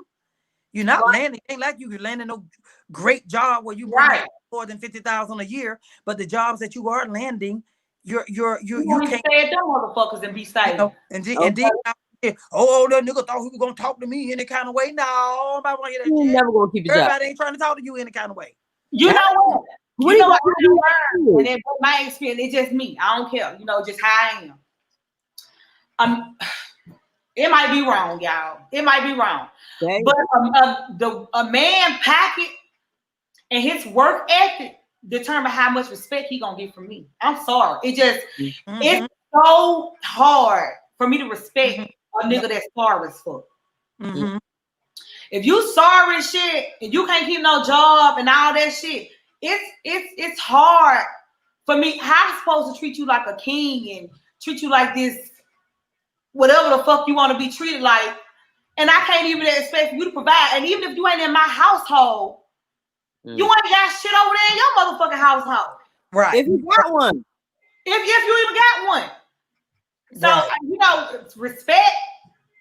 Yeah, that respect and your pockets it go hand in hand. I mean, I just don't see myself. I'm just personally at this age, almost 40 years old. I don't see myself respecting a man that work at McDonald's making $9 an hour. And he damn near my age. Yeah. And a man that got a career or got a real motherfucking job. Bro, I'm your mama. I'm your mama, bro. Right. That's the kind of shit my daughter make at Dairy Queen. Yeah. And it might be wrong, but I think I did accept certain things when I was young, girl. You know what I'm saying? But like as I have gotten older and shit, certain shit you just can't goddamn do. You can't keep on still around here trying to find a job. Yeah. I remember. Want somebody to respect you and treat you like you a king and all this shit. And like you said, every time you turn around, you start a new job. Right. I remember dating this guy who we wasn't dating at the time. Like we dated earlier, and then we had rekindled conversation talking about the potential. This was way before I met my husband. We was talking about the potential of possibly hooking back up. So he drove trucks and he got a random and he lost his job. So in between, I'm thinking, okay, in between he went to work for Domino's, right? So I'm thinking, okay, in between till you get your business straight or whatever you need to do to get back, because you done been busted with, during the week and you lost your job. After a while, this nigga at Domino's for about a year now. We still on the phone talking about the potential because we were talking about him. He lived in Georgia. We were talking about him coming to Arizona here. And then, we hook back up and see where it goes. But he had Domino's a year. He had Domino's 2 years. So I was like, well, Doug, when are you gonna? Oh, I ain't mean to call his name, Lord. I hope you don't watch this.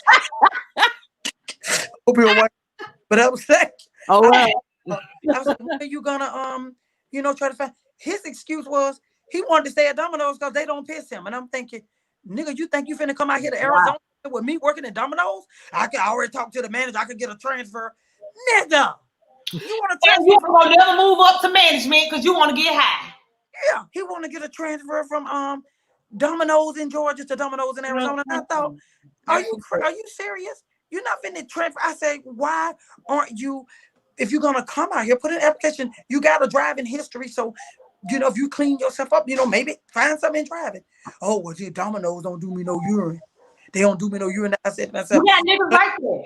I said to myself, perfect word. I'm glad you said. There's always no time. I cut it off like a bad habit. No, sir. You ain't finna come out here. And that's your ambition to work at Domino's? So you can continue to smoke weed? Yeah, right. That's Exactly. But You know what? The thing about it too is like there are men out here that, hey, look, we all been young. We all did some dumb shit when we was younger. You know what I'm saying? You got our men that have made the mistakes, have been locked up. They got this record now. It's hard for them to find jobs. You know what I mean? So then you got the ones that are working in these shit paying jobs because that's all they could find. You know, but their ambition, they want more. So now listen to this. Question with that is, how do you support him when he's so, like, his self-esteem is so low because the system is just holding him back? Well, I would have to take no excuses. Shit. Yeah. You got to go out and create it. Mm-hmm. You know, I just don't believe in giving men no excuses. I just can't, because I've seen too many single mamas. Some have made it. A lot have made it. That's right. They got to find their way. Yeah, a lot have made it. It just, you know, and I think that we tend to kind of give men a pass about certain shit, you know, when he was locked up and he got out there.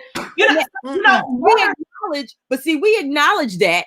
But see, I was one of the ones that was, okay, that happened to you. Now this is what you can do. Go here, go there. I heard about this, so I'm telling you, you know, why don't you go check it out? So then put that on him to do that. But then you go, no, it don't make no sense. They're not gonna give me the job anyway. Well, I see what I do later. Okay, bye. Yeah, because you ain't even trying. Yeah, exactly. What I do, I nip that in the bud off the rip. When I meet a guy, I did it to my husband. I met my husband in 2014. I did it to my husband. When I meet a guy, the first thing I do is start Googling, putting in Department of Corrections, because you know what? I have before, but I would never date another felon. I won't. I have never. Because they have too many restrictions on their life. And so they may be a great guy, but I'm sorry, great guy, that felon is holding you back, which is holding me back for my full potential, because you can't reach your full potential. So when I met my husband, I went to the computer. I started putting his name in Google search. I even paid money to say background.com, some stuff. I did that. I put in, my husband is from New York. I put in New York Department of Corrections to see if anything pop up on it. I put in every state he told me he had lived in. I put Department of Corrections in there because I refuse. I ain't trying to be bougie. I don't think I'm better than nobody else, but I have certain things that I'm willing. You gotta know what you're dealing with. And I would not date a felon. No, not no more, because that's pretty much a waste of my time, because I just would not. Because they can't move around. I got a friend who's dealing with that very same situation, and you know, I hope she come on up out of it. But yeah, it's very restricting when you're dealing with somebody who can't move around. Right. You know what I'm saying? You want to go on a trip, you want to go sit on the island somewhere, you can't go because he can't go. But you know what? It ain't even you don't go because you just put your life on hold because he can't do stuff. But you know what? It ain't even a trip I'm worried about. I'm worried about, will you ever be gainfully employed? You know, will you ever? Yeah, sometimes you can start your own business, but everybody ain't prosper. Everybody don't succeed in being self-employed. Some do, some don't. Some, you know what I'm saying? So I ain't got nothing guaranteed, and I already know your people that are going to hire you are limited to 9 times out of 10 a job without benefits, which means that you ain't gonna have medical insurance. You're gonna be limited to what type of job. You're gonna be limited to what type of salary you earn. Right. And every job you go on, you probably at your max. You're not gonna grow in there. You're not. It holds you back. Not that all, because there are people with felons who have been successful, but I'm just saying, because I've seen more unsuccessful than I have successful. Right. My choice is, if I know you're a felon, because even though my husband and I had been on several dates and I was feeling him, but if I had found out that he was a felon, I would have had to find a way to backpedal, because you know, in my mindset, that's not what I want, and that's not what I deserve. As far as I'm concerned, it's not what I deserve, you know. So I'm not doing it. So that's where I say I nip it in the bud. So I'm down on my luck, like I meet a guy. Right now, I'm living with my cousin. Nope. Right. Call me when you get off your cousin couch. Right now. Call me when you get off your cousin couch, because bitch, you shouldn't have even been on there. Your ass too damn old. Yeah, I was talking to this guy one time, months ago. Got no job. He gonna have a nerve to tell me, you know how it is when you're in between jobs and trying to figure out what you want to do. I said, no, I don't know how that is. I said, because I never hardly left a job without already having another one in the pocket. Right. So maybe once or twice in my life where I left a job where I just couldn't take it no more, but my finances was in order that I could do that. But you sitting on your sorry ass every day talking about, you be trying to figure out what you want to do now. Don't take that long to figure out. So my thing is that I can't deal with a man that won't work. You got to work. And like you said, I know what you're saying, because Kenyandra, about working at a McDonald's or something, but I don't want now working there either. But you got to be working somewhere. And if that's the only person to hide your ass, go drop them fries with no salt. Go drop them motherfucking fries with no salt. But bitch, I'll be through the drive-thru to pick them up. You won't be coming to get in my goddamn bed.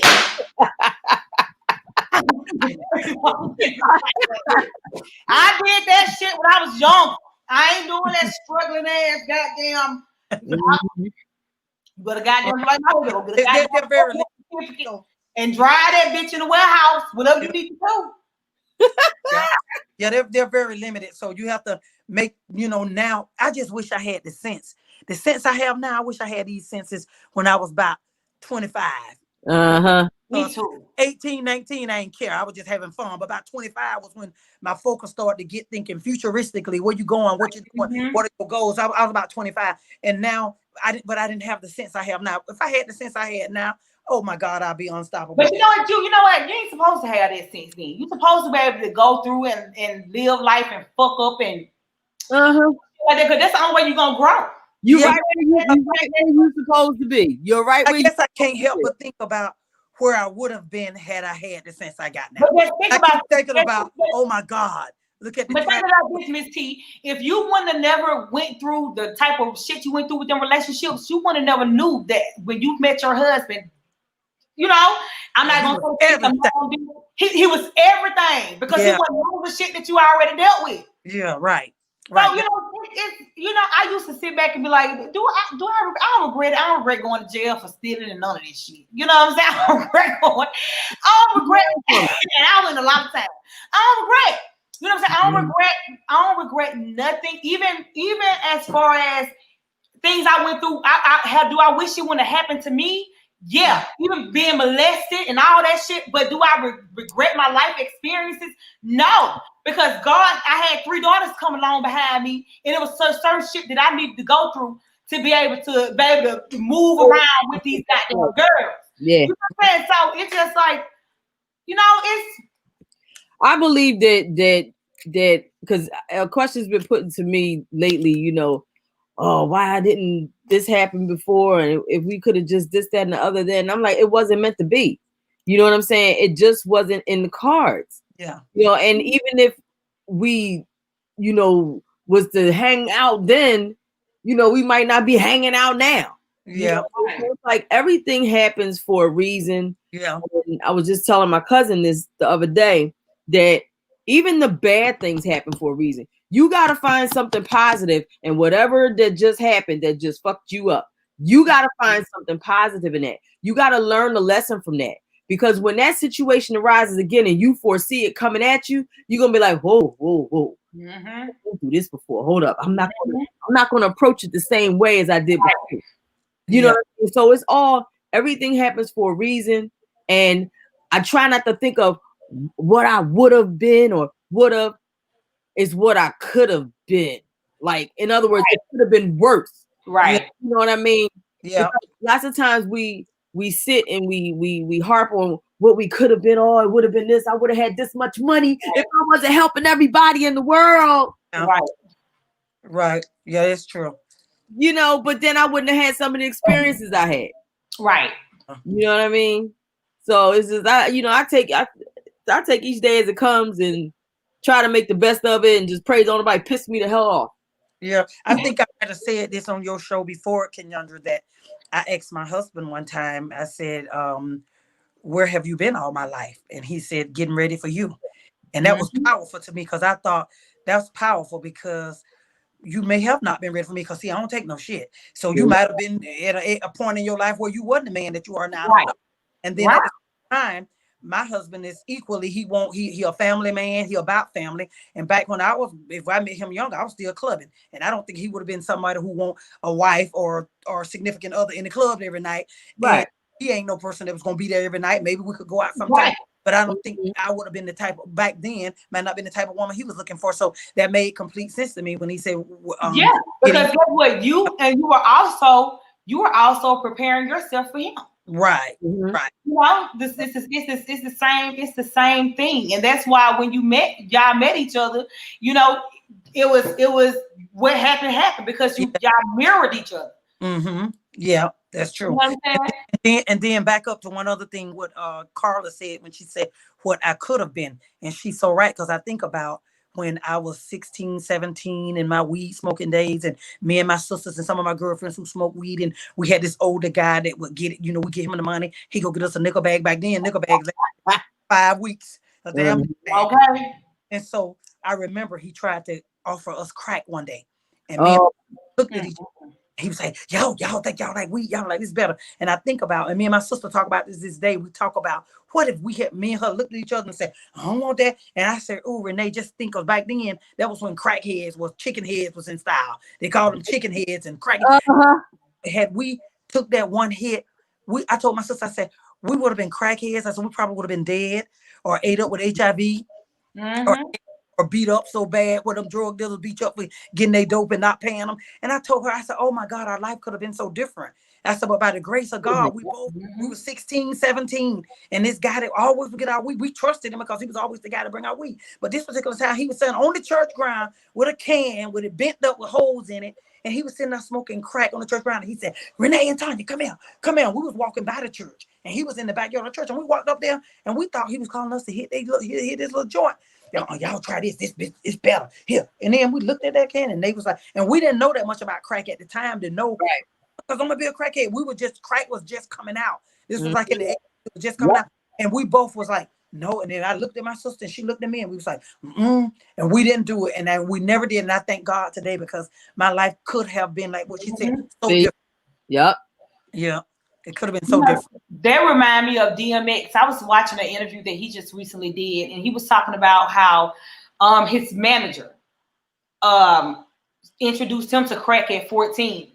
And he was, if you go back and watch it, if you just go on YouTube or Google it, he was just boohoo cry. He was just so hurt because he knows that, he said that hit altered the rest of his fucking life. From then on, he even had a drug problem. Yeah. You know what I'm saying? So, and he got big and he's fluffy now. You know, he got his weight back on him. He look good. Yeah. But that's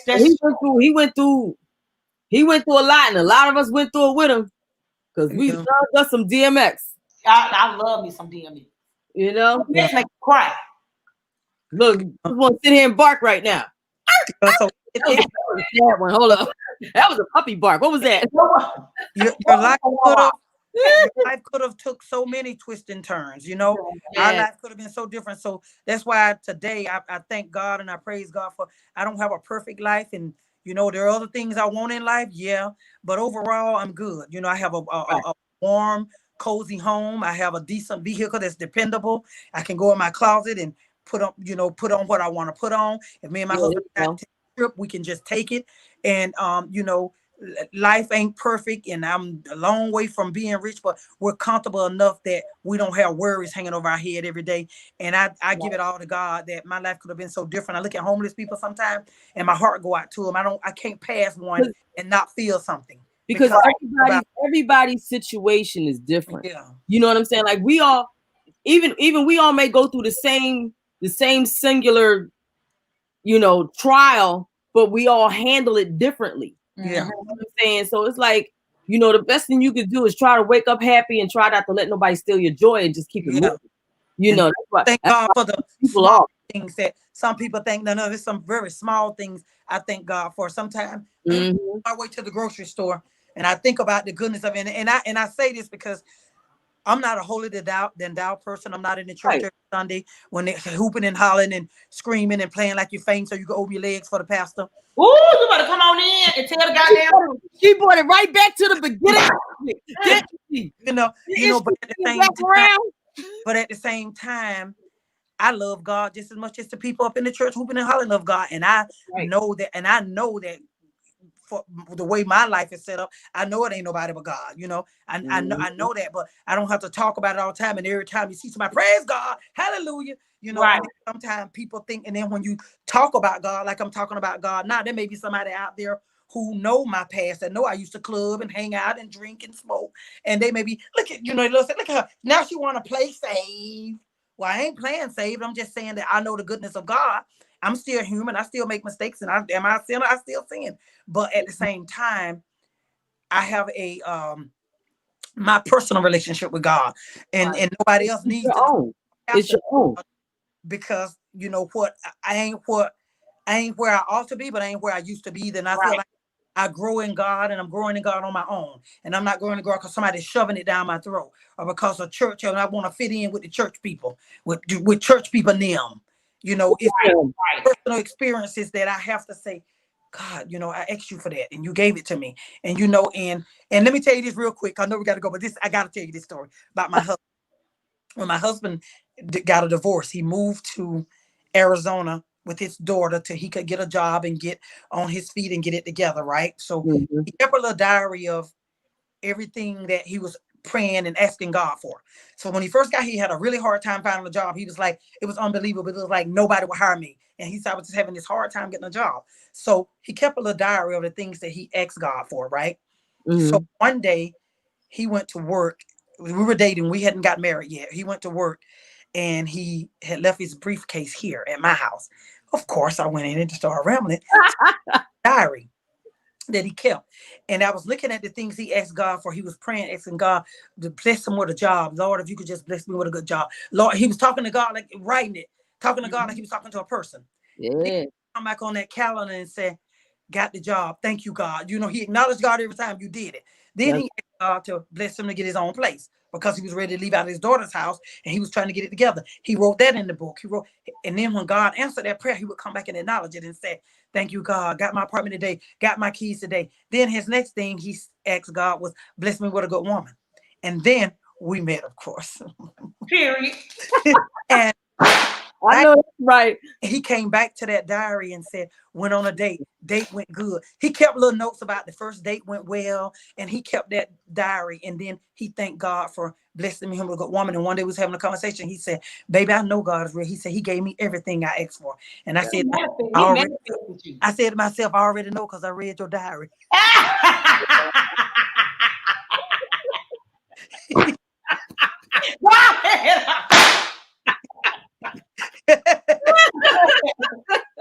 Well, look, I mean, look, he manifested the life that he wanted. Yeah. Station. Yep. That's exactly what he did. Yeah, he said manifested the life that he wanted. He said he used to be walking through the mountains because when he lived with his daughter, they lived closer to the mountains.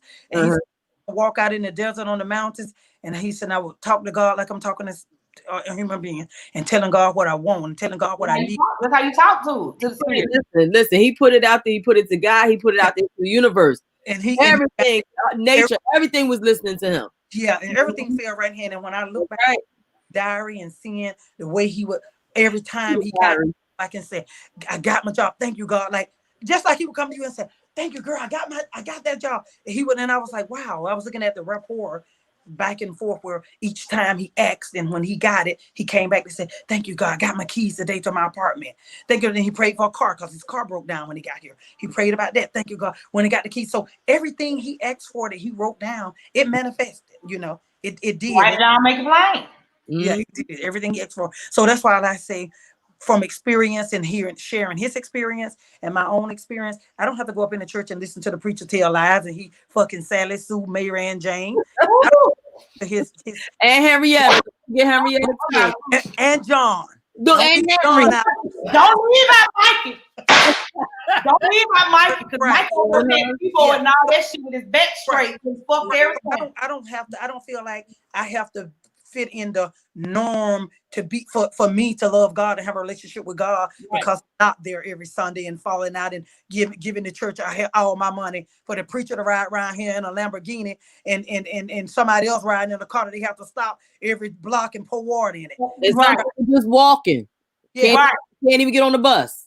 Right. So that's why I say and even though sometimes my husband say, baby, we should go back to church. We should get back in the church because my husband, when he was really active in the church, he's a deacon. And he's like, baby, we should go back in the church. And I don't mind going with him sometime, but I just don't feel like going to church to define my relationship with God. It don't. You didn't have to. God know me. It don't because God is not religion. Mm-hmm. You don't have to. You know what I mean? Right. What, And what if you lived in the desert and the closest church was 50 miles? What you gonna do? yeah, and a lot of preachers also, you gonna do your praise at home. You're gonna do your praise at home. and you know, not all preachers are bad. You know, I can't say all of them are, All but of them are most not. of them have lost the credibility with me to you know, and I don't, and any preachers on this live, I don't mean no disrespect to you personally, but because They of the on, things, so they already know what time it is. you know, because of the things like my, you know, my son, my 24-year-old son, his father's a pastor, you know, preaching and teaching and going there and getting the spirit lit up and then leave church. And we wasn't married and come straight to my house, ready to get into bed. You just got through preaching. You ain't talking about marrying. You ain't trying to refrain. Mm-hmm. You know, Mm-hmm. sex just like anybody else would be. It ain't like, okay, we ain't having sex that often because you're trying to live in the truth. And you say, no, it was just like a boyfriend every day, 2 times a day or whatever, but you was going there preaching every day. So I was kind of like, wow, you know. And then, you know, I don't know if Keandra, if I ever shared this with you, but I lost a 5-year-old daughter. She would have been now, but I lost a 5-year-old daughter. Her dad also a preacher. And wasn't neither one of them shit. You just couldn't stop getting anointed, huh? I know. And then after that, since them two, I've dated 2 more preachers. I'm like, why do I get drawn to preachers? I don't know, holy pussy. And then and look, and they don't be It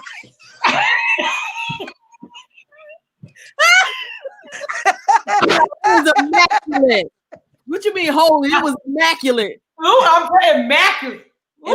and then again, can you imagine I end up marrying a deacon? You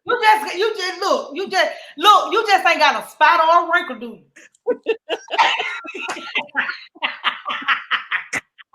Squeaky clean. Lord have mercy. Yeah, but I think that's why I say a lot of preachers have lost their credibility to me, because I know my son's father wasn't doing nothing that he was, you know, he wasn't even trying to live. And then when I brought it to his attention, because when I met him and he was talking about God, and I was thinking, oh my God, maybe he can draw me closer to God. Maybe I can change my life and live my life a little different, because I was just coming out the clubbing. I was, you know what I'm saying? I was still clubbing. So I was like, maybe he can, change my life and draw me closer to God. And then when, you know, I noticed when sex started, and I'm thinking, okay, you know, maybe we just got caught up in the flesh. But then it got where it was as what normal couples would do. But yet, you go preach every Sunday. And he was a youth pastor for a pretty big sized church. And I was kind of like, so one day I brought his attention. I said, you know, let me ask you something. I said, if you talk about God and you telling me you need to find your church home and you need to tithe, and, you know, and I said, but you know that me and you're not married. You don't talk about marriage. I said, and we're having sex all the time. Yeah, his excuse was me, well, I ain't where I ought to be, but I ain't where I used to be. And I was like, okay. Well, a lot of church people use. About 3 weeks later, this nigga calls me up. Hey, we need to talk. I said, okay. You coming over here tonight? Well, come over because we need to talk. I said, okay, I get over there. You know we don't supposed to be having sex, don't you? Well, I said, motherfucker, I told you that. That's right. I the one told you. Swallow my whole goddamn clit. You talking about we having sex. You done choked on it. And right here, you know we don't supposed to be having sex, right? I was like, yeah. So we're gonna have to start praying from sex. You think you can handle that? I said, motherfucker, I the one brought it to your attention. We stopped, and seriously, we stopped having sex. But guess what? After I caught on to him, I was still like seeing him all the time, talking to him all the time. But on them nights that I was at home or I had to work, I found out that he had just pulled another woman in to take care of his sexual needs. But supposedly, me and him were still together. We were still spending time around each other, still doing things together. But at the same time, he claimed he refrained from sex. But then I did one of them alarm clocks one night, set that alarm clock for 2 a.m. and got up out the bed and drove out to his house to go a car on the driveway with fog on the window. I knocked on the door and went back to the window that I know he look out of. That nigga look at it, I'm finna call the police. Bye, Chantel, with your stupid ass. Bye, Chantel. Have a nice night, Chantel. You know what Chantel? She said, I'm willing to go off here and lick click. But go ahead on the fucking then, bitch. Don't choke on it. Don't choke on it, Chantel. Then again, choke on it. You might like Kim look like she got a little bitter one. She ain't gonna choke on it. Lord. We finna get ready to get off of here. We'd have been on here 49 minutes over the time we supposed to be Well, on. you might well have gone sum it up to 2 hours. That's because it was a good one. You might well have gone sum it up. Kenyatta, you might well have gone sum it up to 2 hours. You too close to 2 hours to stop right here. Well, Chantel the left phone off. All right, Chantel. Yeah. Chantel the left phone off, child. She got something to do. So let me ask you my last question. My last question that I had is, Yeah. let me see, am I gonna ask you that or do I want to ask you something else? Okay, let me ask you this. What do you fear about getting older? If anything, do you have any fears about getting older? Loss of independence. Loss of independence. Loss of being able to go to the store when I want to walk outside at 3 o'clock in the morning if I want to, because my son always tells me now, Mom, where you going? Why are you going out? It's too late. What? I'm your mother. You know, not being able to do for myself. Mm-hmm. That's what really bugs me out, especially being the type of person that, you know, if I gotta go do something or if I want to do something, I'm gonna do it regardless. You know, I'm the type of person when you say, "Oh, you can't do that," you'll never be able to do that. Yeah, all right, watch me. That's me. Mm-hmm. You know what I mean? Just like tonight, I was looking for something. I went to one store, I went to the other store, and I was like, Jesus, I'm just, and it's medical with me right now. So, you know, medical situation. So it's like for me to go to the third store years ago, it wouldn't have been no thing for me to do that. Now it's just like, no, let me just go ahead home. I'm tired. Right. You know, I think that's the loss of independence and being able to do what you want, go where you want to go, and not have people like my sister call my brother behind my back and say, don't let her drive down here by herself. Well, that's just, they just love you. Yeah. You know. But I think hey Carla, let me ask you this. Do you feel that way because of your diagnosis of MS, or you meaning period? more so MS, because I always felt like I was invincible. I could do whatever. Yeah. So it's more so MS, but I know once I get older, you know what I'm saying? It's like, oh Lord, who gonna take care of me? Lord have mercy, these kids is gonna put me under the nursing home or something. You know what I mean? But you know, I think that's what bothers me, is that I won't be able to do the things that I want to do when I want to do it. Mm-hmm. I may have to have somebody go along with me. I think my fear is death, because we know that we don't live forever. Mm-hmm. And we know as we getting older, you're gonna start getting in that category where you start. Some people live to get really old, but some don't. You start getting in that category where you're gonna start having health conditions. And I think, as I, when I was younger, getting older, it was exciting. But now at my age, I'm 52. I'll be 53 in May. So I think about, okay, I'm in the 50s, and now as a grown woman, time haul ass. When you was a kid, it took forever to get a birthday. Now don't it? So I fear of getting to that age where you up there and you up there and you up there, and life, you study getting further away from any quality of life because of you're not able to anymore. And then you get closer to death. And then I worry about dying and leaving my son. I feel like that because my son and his father don't have the best relationship. I feel sometimes like I'm all he got, and I know the bond that my son and I have, and I just feel like, oh my God, what will my son do without me? Oh, I don't ever want to die. I don't ever want to leave my son. So, so I think my fear would be about getting old is that, as you get older, you're getting closer to death, because right now I've been in the world longer than I'm going to be in the world, because the chances of me living to get 104 are probably very slim. So I look at it that I done live longer than I'm going to live. So that's a little frightening for me. So I try not to think about it. Me and my girlfriend sometimes have this conversation about getting old, but sometimes I just try not to talk about it and say, just live the best life I can live while I'm living, and when I'm gone, I'm gone, Yeah. I think that those are my fears of getting older. I think because I have my mom still living, I think sometimes I take for granted that she's going to be here forever. You know what I'm saying? So I think that that's one of my fears is, because, part of when you're getting older, you know, your mom is getting older, and you know your aunts is getting older. I think so. You know, people gonna die as they get older. You know, you could die first. But I'm just saying, if you start thinking about, you know, shit. I'm in my 40s. You know, she got to her 60s. Well, you know, it's like, I'm in denial with that. My mom, she just turned 79. She is the matriarch of our family. She's the oldest person alive in our family. Mm-hmm. You know, and that woman, she just retired last year when she was 77 for the second time. That's why she probably get up. That's why she's still living.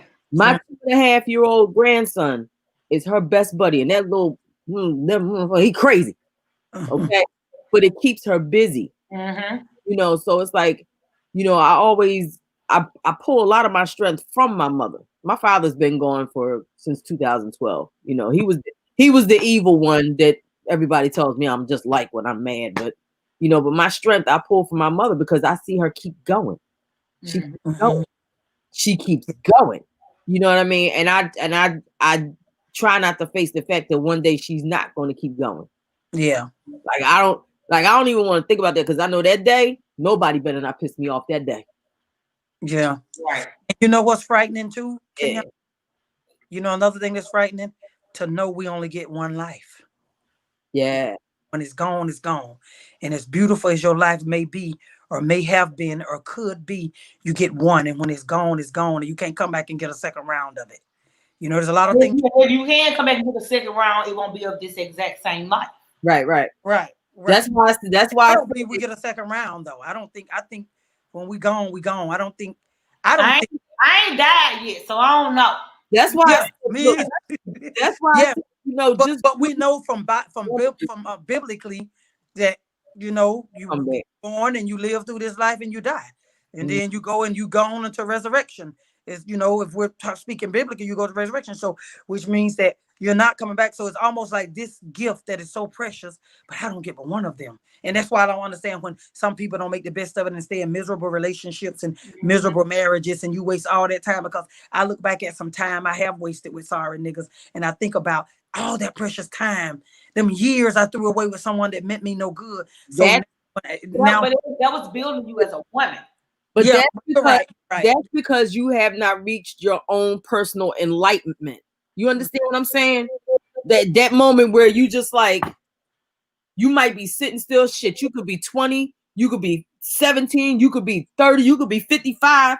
You know what I'm saying? And when you sit down and you finally go, damn, why the hell did I keep doing that when you know, it's time for some changes. Yeah. That whole self-enlightenment, when you figure out that it's time to change. And when you can get to the point where I don't give a shit what nobody say about me. I'm doing this change. And if they don't like it, they can kiss my ass. Yeah. I'm gonna do me. Yeah. I'm there. I've been there. If they don't like it, I don't care, because they don't pay my bills. They don't feed me. They don't make me happy. That's where I'm at. They don't add to my value of my life. Right. Or my quality of life. Boom, there you go. And that ain't just in a relationship. Sometimes you can have toxic friends that you have to get rid of. It ain't just a relationship. Sometimes you can have friends that. And let me ask y'all this, since we talking about friends. We ain't gonna never get the fuck up off of here. I will have 2 more minutes. And let me ask you, so how many chances? So say you have a friend, and I'm just generally speaking. Say you have a friend and you keep falling out with your friend because your friend keep doing dumb shit. How many times do you think, and you love your friend, how many times do you think is too many times to keep giving somebody a chance to hurt you? 3 strikes you out. 3 strikes you out. And you know, I came up with that a long time ago, and I mean that with everything on my life. I mean that with 3 strikes you out. After 3 strikes, I don't give a shit no more. Right. I'm still holler at you, talk to you, make sure you're all right or whatever. But after 3 strikes, I no longer put my energy, my time, my heart, my compassion into that situation. I had to put a number on it, because I found with certain people, I'm constantly there, and it's the same song. I don't like drama. I like to watch it. Me too. But I don't need it in my circle. I don't need it in my life. When I get out the internet, I don't have drama in my real life. Yeah. The internet shit. I don't got drama in my real life. Like, Okay. I don't got drama. Well, So I give him 3 strikes. Yeah. Shit. I gave my whole marriage 3 strikes, you out. 3 years. That's it. If you ain't changed in 3 years, I'm out. We still married. Yeah, if you watching this, what's up? You know what I'm saying? But at the same time, I've been gone since 2012. I don't have time to go do nobody's shit for no. You got 3 years. Yeah. Well, in my situation, 3. It's you got to put a number on it in order to. And I used to tell my students this: you got to put a number on it in order to maintain your sanity. If you're upset about something, go outside. I used to tell my students, go outside and cry, smoke a cigarette, whatever. You got 10 minutes to get it together. Then when the 10 minutes is up, stop your crying, come back in here and get back to work. I had to put that to my own life. You know, I can't let somebody piss me off in the morning, my whole damn day bad. No, I'm going to give you 10 minutes of me being pissed off, and then I'm going to get myself together and focus on what I got to do. Right. So, you know, you got to put a number on some things. But as far as people's concerned, 3 strikes and I'm done. I don't have time for your shit. I don't. Well, in my situation, I actually experienced a situation with a girlfriend who I loved her like a sister. We were very close. I truly loved her like a sister. And it wasn't a limit put on it.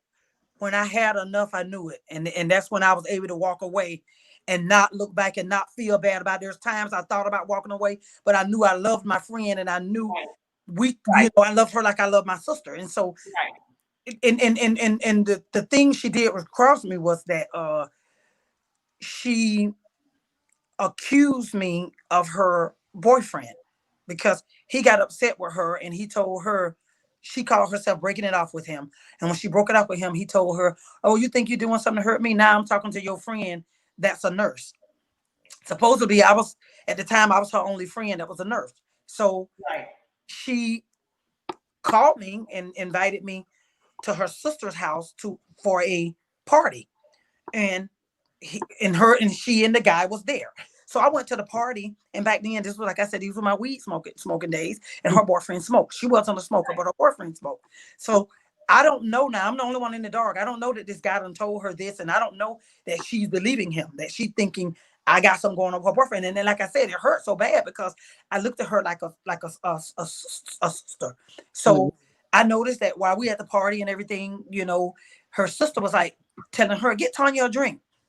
And she was like, Tanya better get her own damn drink. And that's normally not her personality. Normally she was like, come on, you want a drink? Come on, let's go over here and get you a drink. But she was and I was like, wow, that was different for her. So then she and her boyfriend went outside and I went behind them because I thought it was going to smoke. So I wanted to go smoke with them. So I came out there and I walked and I said, y'all finna smoke? And she said, no. And she was like giving me eye contact, like looking right in my eyes.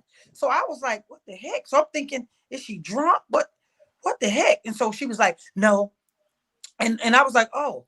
So by then I started feeling like, oh, something ain't right here. So I kind of went back into the house and we continued to be at the party. So when she got ready to leave the party, she was like, normally she would be like, I'm getting ready to go. You gonna be okay? You know, she always was like this overprotective friend that I'm leaving. Are you okay? You gonna be here with my family? Because it was her sister's party that she invited me to. But this time she got ready to leave and she didn't say nothing. She was like, let me go home and let my man rattle my guts. I'm gonna go home and let my man rattle my guts. All this time she was saying that, like, in other words, like you ain't like I'm saying this to you because you like him. And I'm still I have no clue.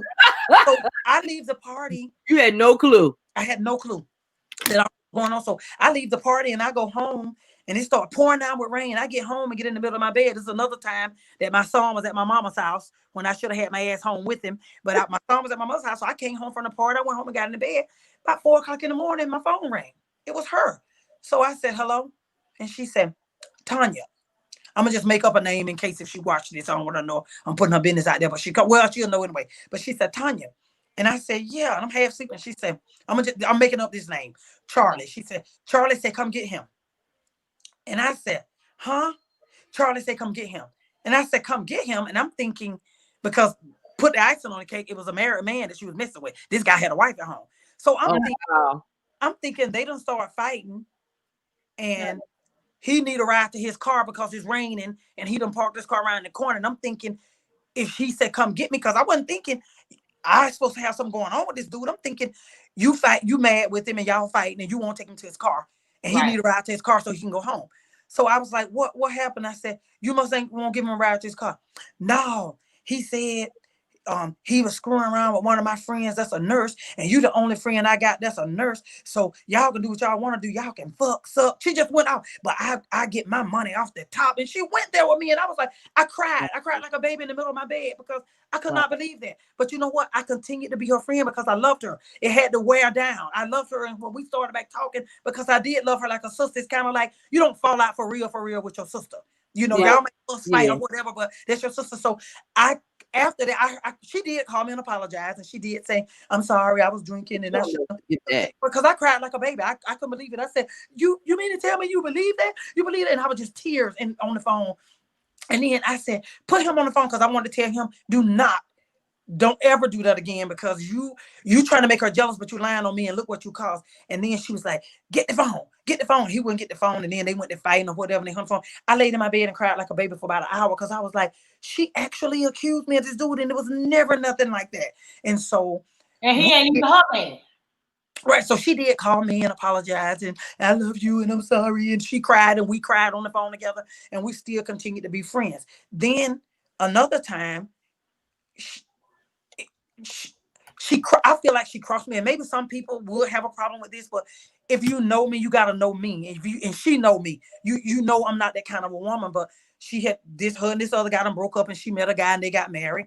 And one day her and the guy came to my house, and I walked outside, and she pulled up where he was on my side of the car. So I just came to that side instead of standing in the road in the street to talk on your side.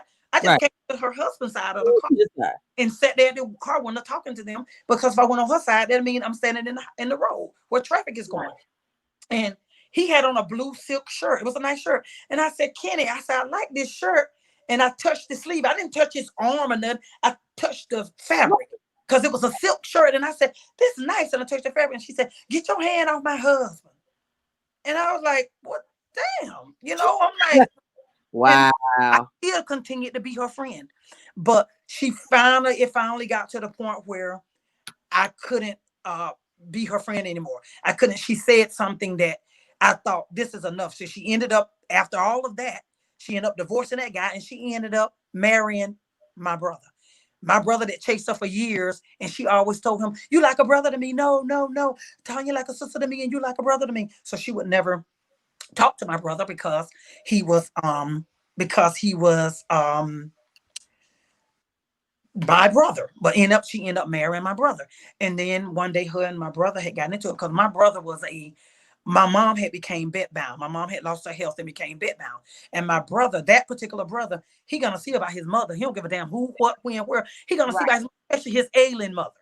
You know? And so he would get off work and he would go to my mom's house, and he would make my mom dinner sometime, because I had already moved to Arizona when my mom lost his health. So he would go there and he would make dinner for my mom. He would make sure she's straight, and then he would go home. But she wanted him to come home from work, check on your family, make sure your family okay, and then go see about your mom. But he was like, if I'm on this side of town where my mom is, you think I'm gonna drive all the way across town because you think I should check it? If I call you, that's enough. And so she had a problem with it. So he got home one night from my mom's house and was trying to have sex with him. And she told him, go jack your mama leg up and fuck her. And I couldn't forgive her for that. That's my mama you're talking about. And that's my brother that you're telling to do something. And so we kind of, that's something where we got this. And now it's like, we don't, my brother and her not together. My brother passed away. They're not together anymore. He passed away. But so from that on, it's like, it got to that point where I had to walk away. So I don't hate her now. And if I see her somewhere, I'll say, hey, how you doing with her? But I ain't got that bond no more to call and talk on the phone for hours, go hang out. It's just, that was destroyed. And it wasn't by choice. It was by a buildup of things that have happened. And I don't feel no weight on my chest like, oh, you shouldn't be that way. Oh, just call her, just talk to her. I just feel like this is the way it's supposed to be. You made it this way, and this is the way it's supposed to be. So that's why I said, I couldn't give it a number of times. I gave it a number of, I had enough. Right. And then I had to just say, this is enough. This girl is crazy. So come on, this is enough. And you know, her insecurity came from being the side bitch. She's very needy too. Very needy. It seems. Yeah, and that's where her insecurity came from. Her insecurity came from her being a side bitch and knowing that she was always on some sneaky shit with somebody else, man. Right. So she protected that. Yeah. She On protected to her. Mhm. Yeah. Yep. But I was shocked when she said, "Get your hand off my husband," and I was kind of like, "Wow, you know, it ain't like I grabbed this biceps or tricep. I barely touched the fabric." And I said, "I like this shirt," and it was like a really nice royal blue silk shirt, and it was really pretty. And I was like, "I like this shirt in my hand," and I just took the touch of the garment. Just, Yeah. I didn't like touch your hand, nothing like that. And she's like, "Get your hand off my husband." I was kind of like, "Well, damn, what kind of friendship do we have if that?" You got a problem with me? You looking at me sideways always about a man, and 9 times out of 10, the type of man she dated, I wouldn't date anyway. You know, I wouldn't have dated her. Because she was hoish. She was hoish and they know the people men. Right. So, Mhm. so that destroyed a friendship that, you know, that I could truly say I loved her like a sister, but it got destroyed over the years with all the different things that happened. It got destroyed. But me and her was together every day. That, you know, that was my road dog. That was my club partner. You know, I come home drunk, spending the night with her. I was in nursing school. She'd be up with me, helping me read me the questions and testing me. You know, she was there for me all through my nursing school. She would help me make flashcards, this, that. When I got to mash up something with parts of the body and I'm trying to learn it, and she would help me and read it to me and let me test myself with her. And so she was there. And so through a lot of things. But when that happened, it was like, oh my God, you know, things just kept starting to happen. And I'm me. I don't care where I go. I'm going to be me. And I don't put on airs and I don't act fake and I don't act like I'm more than I am. I don't pretend to be sophisticated. I'm ghetto fabulous at times. I can be professional when I need to be, but I'm ghetto. I like it. I'm okay with it. And we're together, and she sit at the bar and she'll be sitting there with her glass and sipping. And I'm laughing and talking. Be quiet. Why are you so Sound like this like that. I said, fuck these people. I'm Right. about these folks. I'm gonna have me time. And then when somebody asks her name, I'm gonna make up a name so I ain't calling her name. But when somebody asks her name, just say her name. We gonna call her Gilda. Okay, so Gilda. And if I come up and say, "What's your name?" If they came up to me and say, "Hey, lady, what's your name?" Tanya. What you drinking, lady? Give me a Crown and Coke. With her, what's your name? Gilda. Gilda. What? She got to sing the shit. It's Gilda. What the? And then what you drinking? I think a margarita. And see, I was just then she want me to act like her. I said, no, I'm me. I ain't finna do all that. Right. Be quiet. Don't be so loud. Don't laugh so loud. Be quiet. Because I'm just me. And most of the people that know me, they know me for who I am. And they love me because of who I am. Right. So I don't need to, How she say her name? How she say her name? How she say her name? Gilda. She's so goddamn busy. And while she's saying it, she be looking up. Wait, take my glasses off so y'all can see. While she's saying it, she be looking up at him in the eye. Gilda.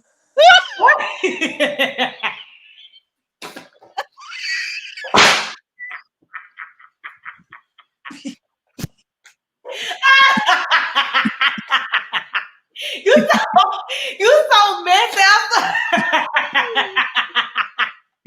Ooh, I gotta go watch this shit and go say, bitch, I know you talking about me. Her name ain't Gilda, goddammit. Kenyandra, her name ain't Gilda. I'm gonna tell her I was talking about Gilda, goddammit. I wasn't talking about you. Bitches don't name Gilda. Right. But that was her. It was always fake. And then back then, weave was just coming in style good, but I never wore weave. And she wore weave back then, and boy, she'll get them 30 inches and put it in there and have that kung fu hair mixed in with it.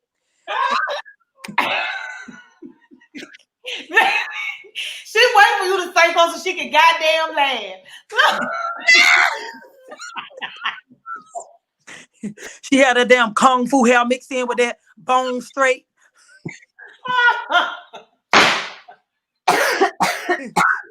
all this be an afro with about four tracks. You were natural with a little straight on the end. Yeah, all this be an afro with about 4 tracks hanging down on the shoulder. Hey, you know I'm laughing because I'm a cosmetology teacher. So you seeing that poof ass hair? I know about the kung fu hair. What the heck? Look, and then while she's sitting at the car, wait, y'all looking when she tell him her name Gilda, she'll say, Gilda. Hey, Will. Oh God. Study pulling. I hate when people keep doing this to their hair. Cause she know that shit. Cause she know that shit was blended in with that damn kung fu hair. That's why she was trying to shit. That stiff ass weed, they stay doing this. Trying to keep that shit straight. Yeah, and see, I wasn't in the weave then. I was still wearing, which my sister was a stylist, so I could get my hair done, but I was wearing my natural hair then. I wasn't in the weave. So I was a common, everyday, down to earth, loud like I am, talk trash like I do, laugh, be silly like I am. But when I wanted me to sit there and say, my name Tanya. Yes. I said, my name, yeah. Why the fuck you been drinking? Well, you got. Yo, we was doing good for a minute now. And she's still. Oh God. Ooh. What she said? Oh Lord. You spell her name? It's. Wait, let me get the hair right. You throw it at your face. Gilda.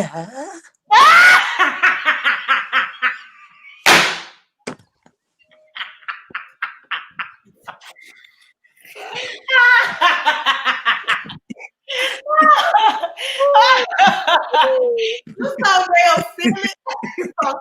My head hurt. You so goddamn silly. I ain't messing with y'all no more. Oh, y'all. That brings us to the end of our goddamn our girl chat. It has been a pleasure and it has been fun. Whatchamacallit? Okay, baby. God damn it, Kayla. We glad you joined us for 15 seconds, bitch. Yes. Right. Right. The phone couldn't get right and shit. We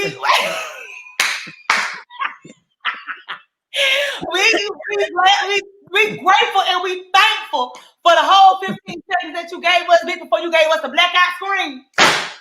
And then you come back no more. What did? She lost all kinds of communication with us. She come back no more. She came back, but I tried to put on the screen about 3 more times. It wasn't working. Oh, okay. Well, she needed that laptop. Her husband need to get off that laptop then. He's trying to get that PS5. Oh, okay. He's trying to get that PS5. So thank y'all for coming on here. Thanks for having me. Nice chatting with you, Carla. It's been real. We're gonna do it again. Thank you, Miss Tonya, as usual, for coming on here. You know I love you, girl. I love both of y'all. Thank y'all so much for being on here. And y'all know, thank y'all for everybody that was watching. And I love y'all, and I fuck with everybody that fuck with me. And if you don't, bye, bitch. Gilda.